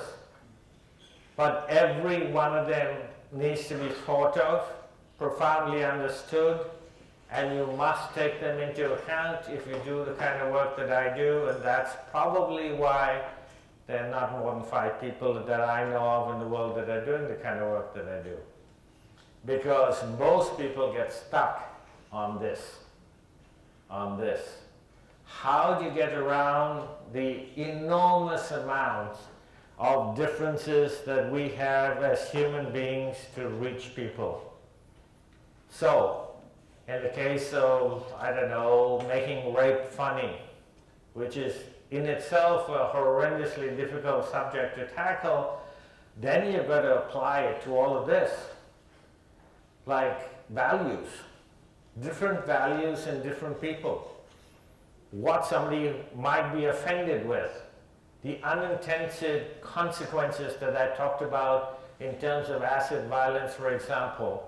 You have to take those into account and apply them to all of these. The level of sophistication, the tribe, the group, the temperament, the stereotypes that we all have. So I have what I call, every one of us has what I call a frame of reference in your mind. I used to be on the Immigration and Refugee Board, and I used to tell the board members to be extremely careful about their frame of reference. And this has dire consequences sometimes. So if I gave a board member 50 easy cases to reject from Canada saying you're not a refugee, and then one borderline case, that borderline case would get in. Because the frame of reference of the board member was saying no, no, no, no, no, no, no, no 50 times, and then suddenly somebody comes along that's borderline and you say yes. But let's say I gave the board member 50 extremely persecuted people from countries that genuinely create refugees. And I said, okay, yes, yes, yes, yes, yes, yes, yes, 50 times, and then that same borderline case, the borderline case would not make it into Canada. Because your frame of reference that would have been created has now shifted. And this is a problem that I deal with all the time. So in terms of Ebola, for example, I could not get WHO or anybody else in the international community to say, hey, let's create visual media, because their frame of reference over years is to create pamphlets and brochures and posters. And so you're trying to get them to say, get off the posters and get onto visual media. And then when you say, okay, what kind of visual media are you going to create, then you've got to think about the viewer's frame of reference. The viewer's frame of reference has changed. It is what we're seeing in the refugee crisis in Europe. I was in Geneva last week. You walk down the street in Europe now, there are refugees sleeping on the street in sleeping bags. And there's a seismic change going on in the thinking of refugees in Western Europe right now. And they are enormously confronted with this because their frame of reference has not been to be flooded with refugees and not have so many people coming into their countries and sleeping on the streets and so on, and they have no idea how to deal with it now. Absolutely no idea how to deal with it. So when we're creating mass communications on any subject, it doesn't really matter whether we're dealing with refugees or malaria prevention or HIV or any other subject you can think of. All of us have frames of references that I need to overcome in order to get you to shift your behavior. Because if I just cater to what you think you know, I will never get you to change your behavior. So if you don't know, if you're a young South African, you're 18 years old, and you're sexually active for the first time, and you don't think that it's important to put on a condom because there's HIV/AIDS in your country, it is because you've done it over and over and over and over again, and you said, hey, I never got HIV/AIDS. So if I've had sexual activity 100 times, I don't think the 101st time is going to give me AIDS. But in fact, statistically, the 101st time is exactly the same as the first 100 in terms of being able to give you AIDS or HIV, not AIDS, but actually you get HIV positive.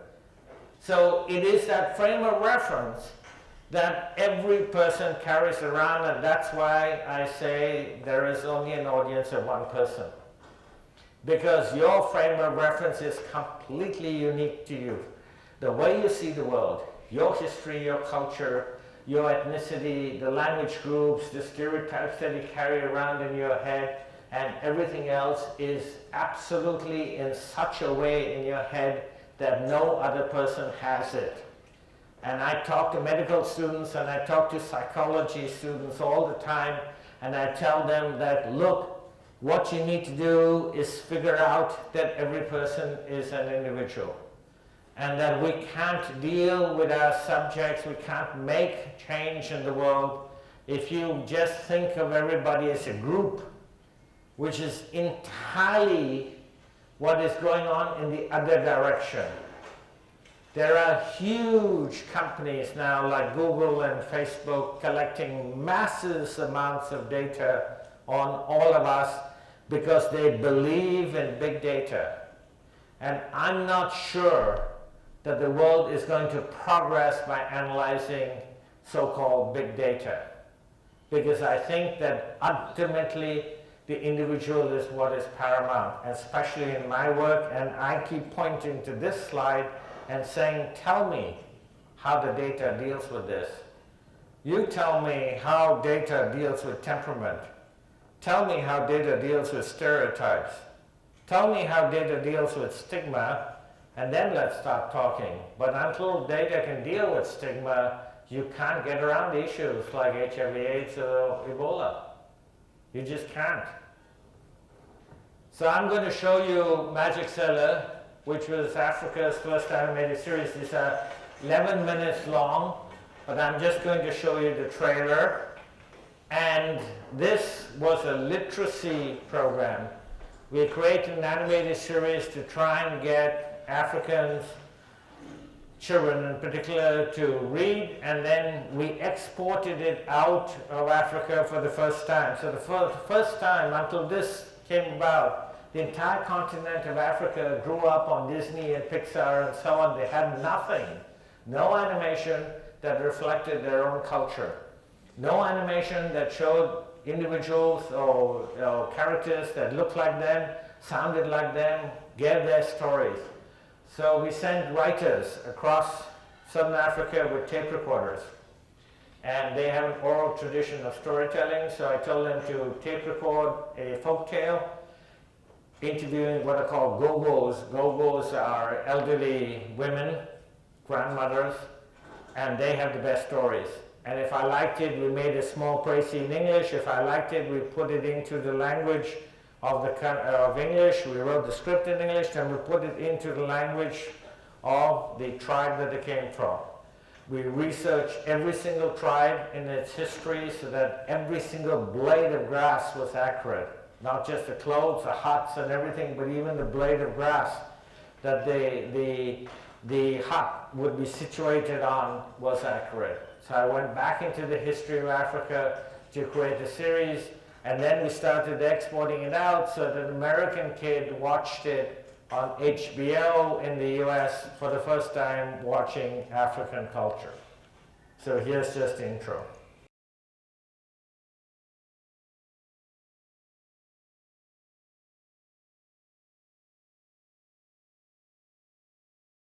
I'm just going to pause it there. So it's the first time, it's a very multicultural cast, as you can see. The first time an African girl was the central figure, a character, and I gave the white boy a stutter. So for the first time in an animated series, a character had a stutter. And I wanted to grade this series as much as possible to reflect Africa. So there's white, there's what is called colored in South Africa, that's their term, it's not a pejorative term. An African, a Asian, a Chinese-looking person to reflect the Matlik ethnicity of what Desmond Tutu called the Rainbow Nation. So funding is by far my biggest issue.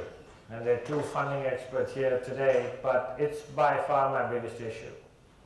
The cost effectiveness is not understood. When I tell people, look, one Ebola prevention, for $15,000 you get, you know, they're going to say, show me that it works. Well, I don't care whether the second or third or fourth or fifth person is reached, and we stop masses of people.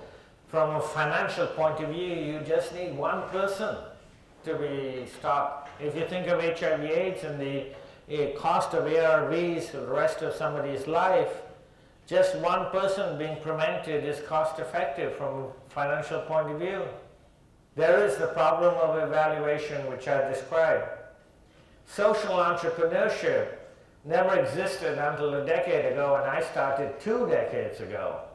So when I said I'm creating a hybrid company, I mean, more than one accountant gave me a highly quizzical look and said, what do you mean by a hybrid company? I said, well, I'm going to make for-profit programs, and I'm going to put the money into non-profit programs, and I'm going to distribute the work for free around the world. Everybody thought I was daft. Now, social entrepreneurship is well understood. Now there are hundreds of thousands of companies that combine doing work good with profit motivations. ICT 4D never existed. If you don't know what that is, that's information communications technology for development. And UNICEF now, for example, has in almost every office an ICT 4D person, specialist. Never existed until a few years ago.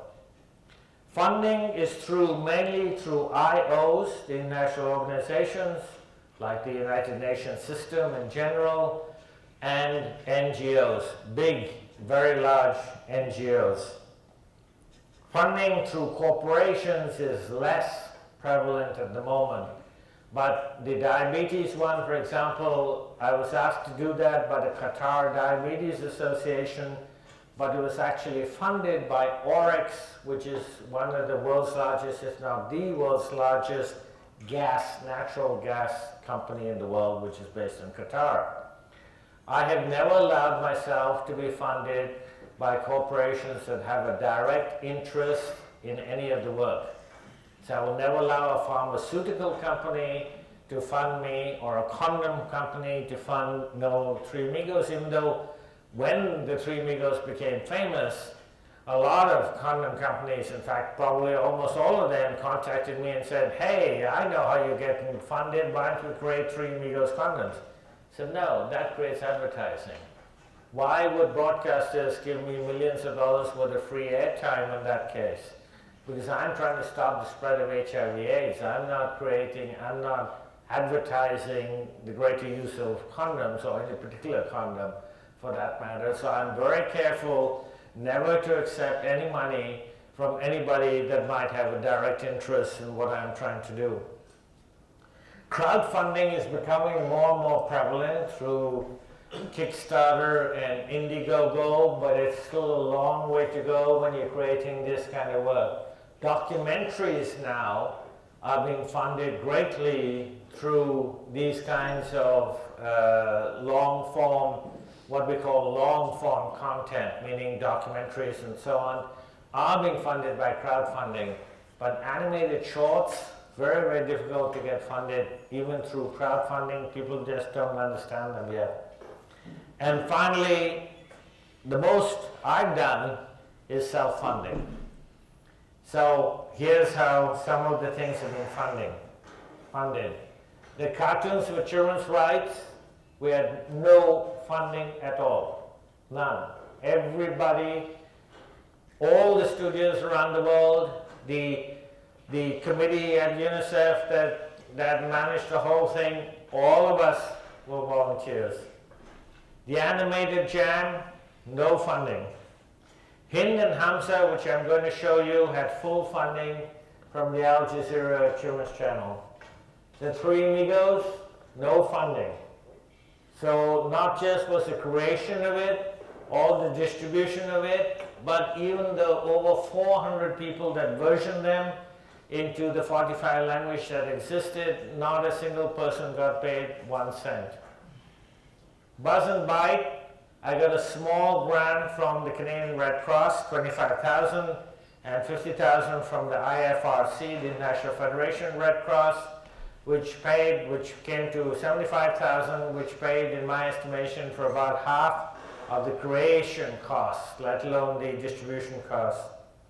No excuses, as I mentioned before, the domestic violence campaign, no funding at all. Tried various places, nobody would touch it. Ebola 1, 2, 3, we've gotten limited funding, $15,000, $30,000 from the United Methodist Communications, UNICEF, and the Catholic Relief Organization. Nana Lily, which I'm going to show you still, which is an animated series, full funding from the Al Jazeera Children's Channel. Rashid, which is the Living with Diabetes one, as I said, that was the only one I've gotten corporate funding for. And Values, which I'm going to show you, was funded by United Methodist Communications. So how do you do this kind of work? This is what I want to do next, by the way, I'm looking funding on for now. It's a global campaign on obesity. Obesity is one of the biggest issues that obviously touches every single country. There is not a single country that doesn't have a problem with obesity. We do, the Americans do in grand style. The most obese people in the world on a per capita basis are actually the Gulf countries. The Saudis and the Qataris and so on, actually the fattest and have the most diabetes. So let me show you the Buzz and Bite malaria campaign, and then I'll come back to this issue of funding and how we go about it. I'm starving. Tell yourself you're not hungry. I'm not hungry. Not out loud, you buffoon. Fine, I'll pretend I'm on a diet. I'm happy to lose some weight. That wasn't very nice. Fresh pickings. I'll try anything. Must feed, must feed. You can't bite during the day. Who made that stupid rule? Someone who loves mosquitoes. Someone loves me? Humans can't see us at night. In daylight, we'd be splat. Splat's not good. If someone loves me, why am I starving to death? Here, feast on that. See, there's nothing like the real thing. I can't go on. Just a few drops of blood. Is that too much to ask? This is agony for an ace bloodsucker like me. Bite, it's night. I'm losing weight as we speak. Night? It's night? Where? Here? Now? At last! Infect humans with malaria! Be careful in the dark. Malaria-carrying mosquitoes only bite at night. Buzz, can you see a net? No, Bite, there's no net. How foolish. Of us? Of him. Information. I need information. Oh, okay. It's a lovely hot summer night. Information about the boy. Oh, well, he looks familiar. We've infected him before. 11 times before. He's had malaria every year, sometimes twice a year. This will make it 12 infections. How wonderful. For him? For us. 12 infections on a single human is a record. That means we'll be inducted into the Mosquito Hall of Shame! Buzz, why doesn't he just use a bed net? Because his parents think malaria is a normal part of life. That's stupid. Works for me. Infect humans with malaria! Be smart. Don't get malaria over and over again. Malaria is a preventable disease, not a normal part of life. So, what does a social innovator must have? Any ideas? Any business students here? What do you think a social innovator has to have? Yes? Money. Money. Sorry? A problem to solve? Okay, you need all those things, but not yet. Humanity. Close? Passion. Thank you, sir. A social innovator must have passion. If I didn't have passion for what I do, I wouldn't do it. That's what drives me. So I have a photograph on my desk of a young boy I met in South Africa who was HIV positive in a remote village in the middle of nowhere. And I saw the doctors playing with him, and he was obviously very sick. And then I gave the doctors and the nurses the DVD, because they couldn't download it, the DVD of The Three Amigos. And I was walking away, and he stopped me, and he grabbed the DVD from the doctor's hands, and he held it in front of me and him, and he said, "Now take the picture." So I have that picture. I thought he was 5 or 6. I asked the nurses how old he was. He was 11 years old.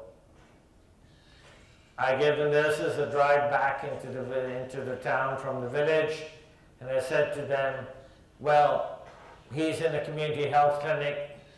He's actually in the room where the ARVs are given to adults. That's good. You're keeping him alive. And they said to me, he doesn't receive ARVs. We don't give them to children. So this child, who was born from mother-to-child transmission of HIV, was never given anything more than aspirin. They had written him off from birth. He died very shortly after I met him. That picture stays on my desk as a reminder. So when I'm answering an email to Mongolia at 2 o'clock in the morning, and somebody says, "Why are you answering an email to Mongolia at 2 o'clock in the morning?" I point to him. His name in English is Victor, and say, because maybe Victor lives in Mongolia right now. If you don't have passion, you can't be a social entrepreneur or innovator. It doesn't matter what subject you're dealing with. It doesn't matter what you're trying to do, whether you're trying to create the greatest next widget in the world. If you don't have passion, find yourself a job. Don't do this. Don't be a social entrepreneur. Find yourself a job. You need passion.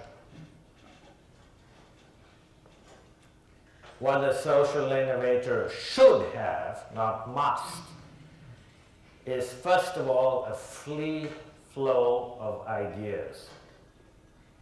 And again, this is across any subject you want to take.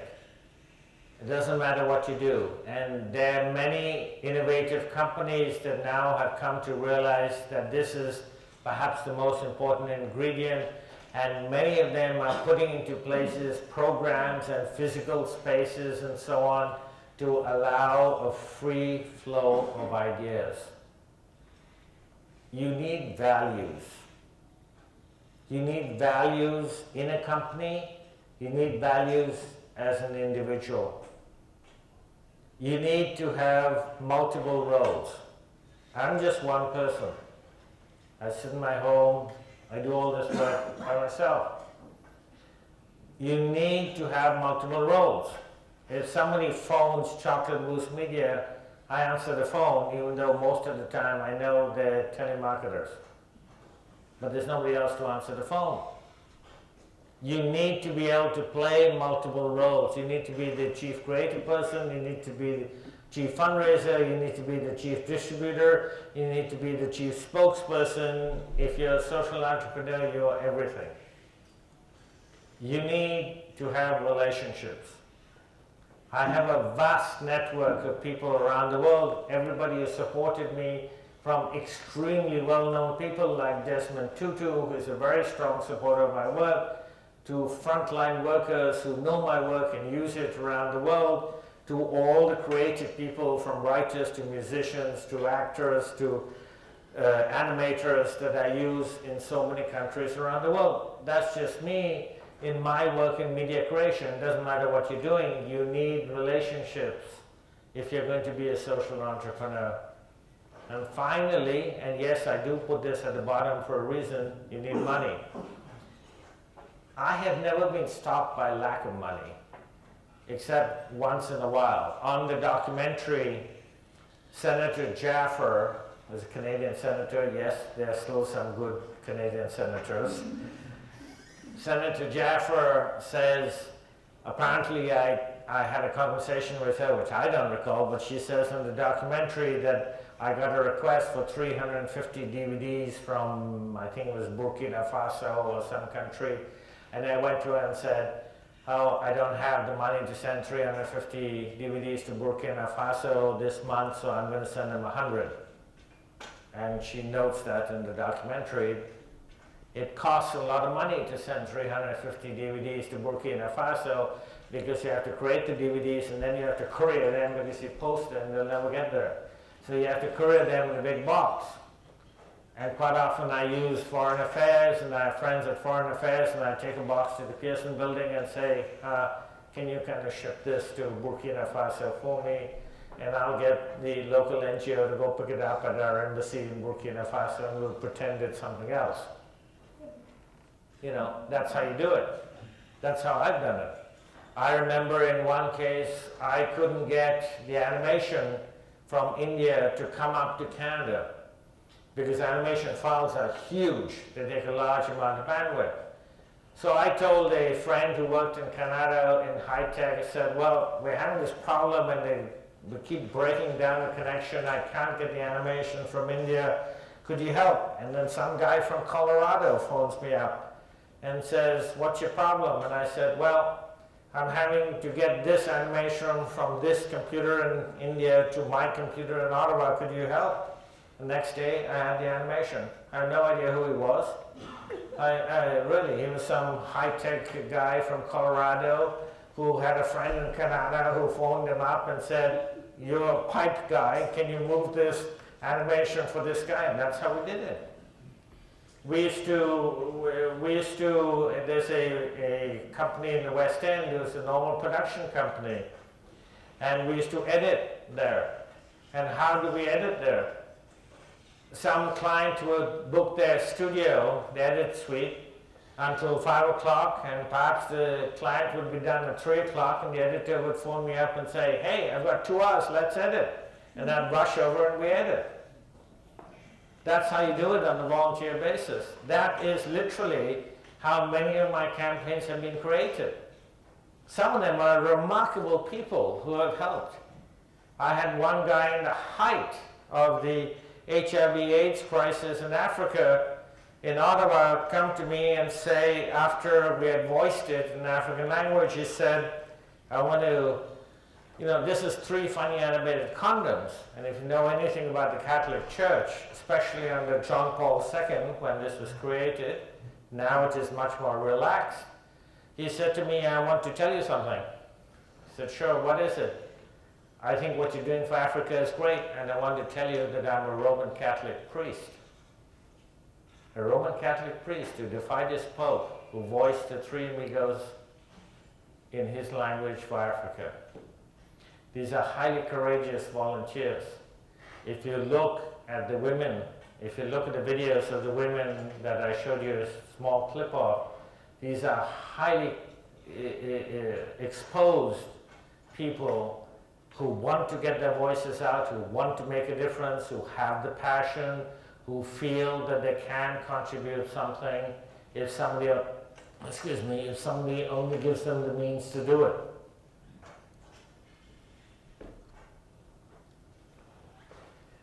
We need to have a focus on new innovation. So if you want to be a social entrepreneur, no matter what the subject is, you have to have a focus on innovation. It has to be highly creative. You have to overcome the barriers. You have to keep, in my case, the attention of the viewer. You have to be highly visual. It must be easy to absorb. You should design it so that it's viewed repetitively. It can be interactive. It's open source and shared. It can be continuously improved, easily added to or altered, can be used by other means, with other means, must be accessible if media with the end user. It is distance learning enabled. It overcomes educational limitations like literacy, which we talked about, and it creates opportunities for social entrepreneurs. For example, the solar lights is used obviously by those distributors in villages who sell solar lights. I want to show you just one episode of Nan and Lily, which is 300 episodes long. It is a very large animated series in 3D animation. We first created it only in Arabic, but it worked so well that we then versioned it into English and French, and it was bought and distributed on a commercial basis by over 100 countries around the world. Come to the palace and play with me. A lot to learn and things to see. This is a camel, this is a lamb. Numbers and letters and games we will plan. Play and learn with me, won't you? Let us learn and have fun too. Let's be friends now, you and me, with Nan and Lily. Nan and Lily.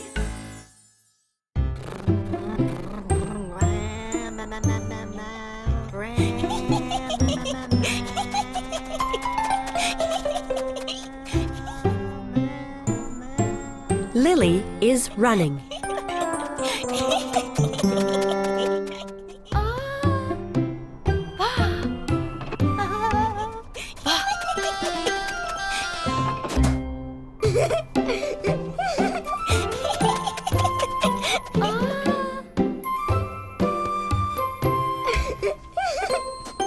Nan is running.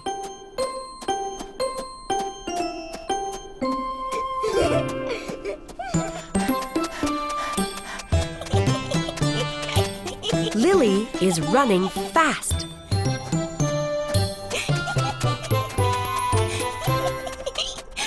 Nan is running slowly.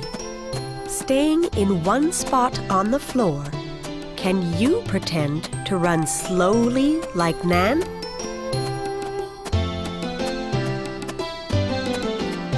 Let's help Nan catch up to Lily. Run on your spot on the floor a little faster.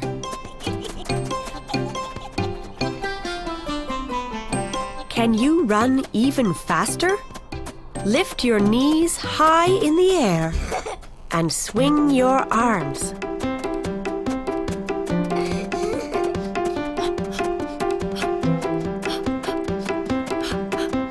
Can you run even faster than that?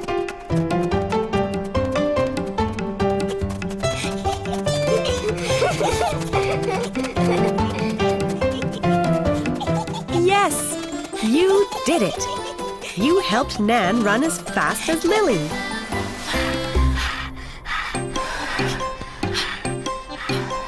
Lily and Nan had fun running. Did you have fun too?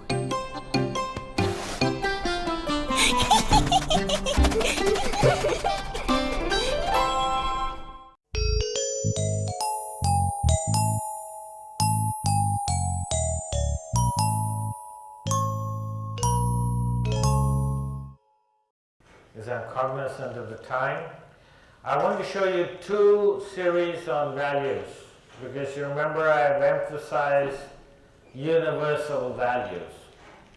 And this is a series for young children that I've just completed on values like bullying and honesty and sharing. I'm just going to show you one quickly.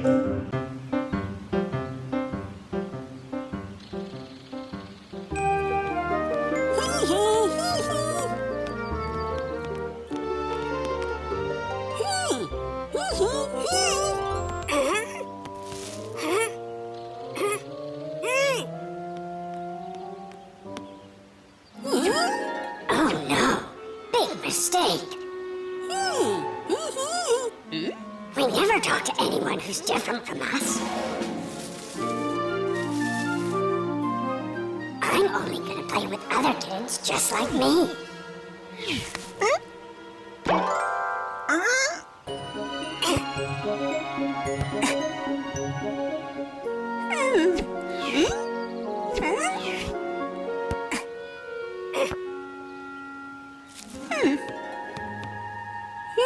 Doesn't he get it?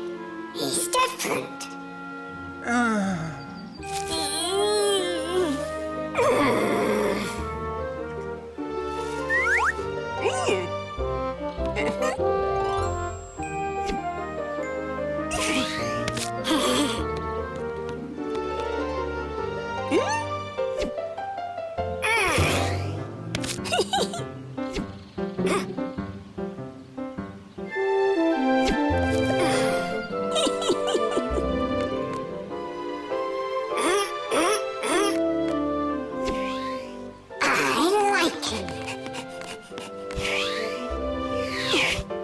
Who says people who are different aren't fun to play with? It wasn't me. Yippee! I just made a new friend.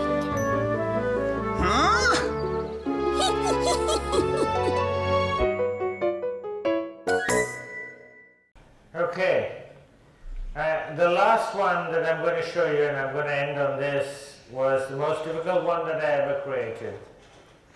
So this is called Hidden Hamsa, which you cannot see on the internet anywhere, even to this day. In the time it was on air, there was no mention of it anywhere that I'd done it as a Canadian, or that we had in fact created it. It is on values like gender equality, racism, accepting others. It is in Arabic, and we played it in 27 countries in the Middle East, reaching over 50 million households for 2 years. So you can understand the extreme sensitivity of issues like gender equality reaching into households. We were worried that there would be a fatwa against me. So the broadcaster, who was very serious about it, said, don't put it on the internet, don't put it on your website, and to this day you cannot see it on the internet. But we created it and we played it, and we did not create a storm. So this is in Arabic, so I'm going to just play one of them because we're out of time, and put down the voice and tell you what is going on. So it's built around the nuclear family,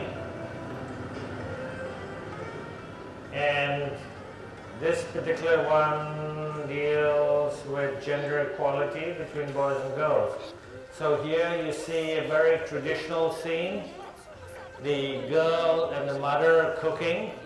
The girl says to the mother, after cooking, after dinner, we've got to watch our favorite quiz show. The boy and the father are waiting impatiently for their food on the dining table. It's so far very traditional. You're going to see the mother and the daughter come in with the food. The food is now going to be consumed by them.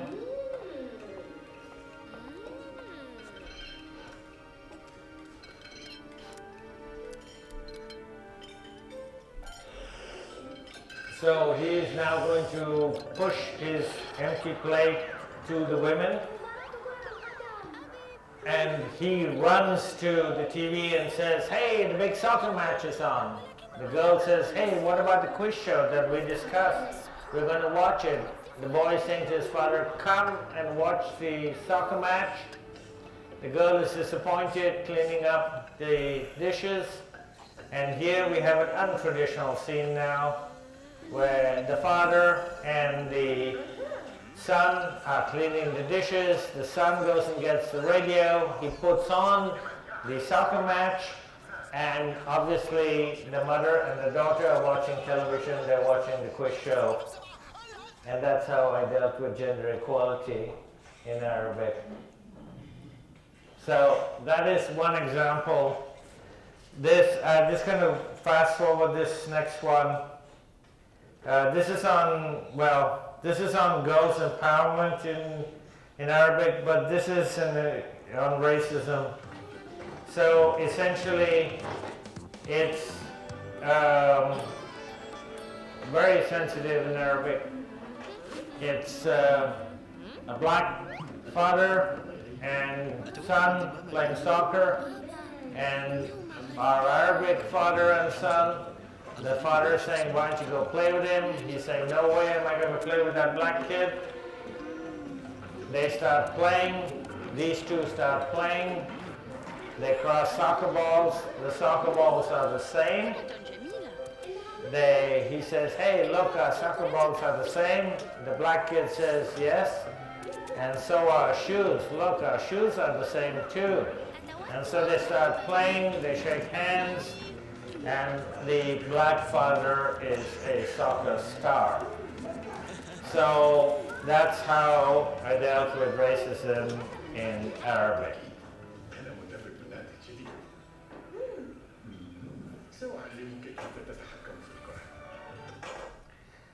So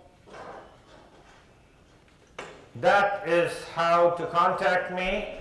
If you wish to, you can also come up and receive a card from me. And as I mentioned, we have a DVD created here in Ottawa, 50-minute DVD on me and my work, and the story arc was the creation from start to finish to the launch of the No Excuses Domestic Violence Campaign.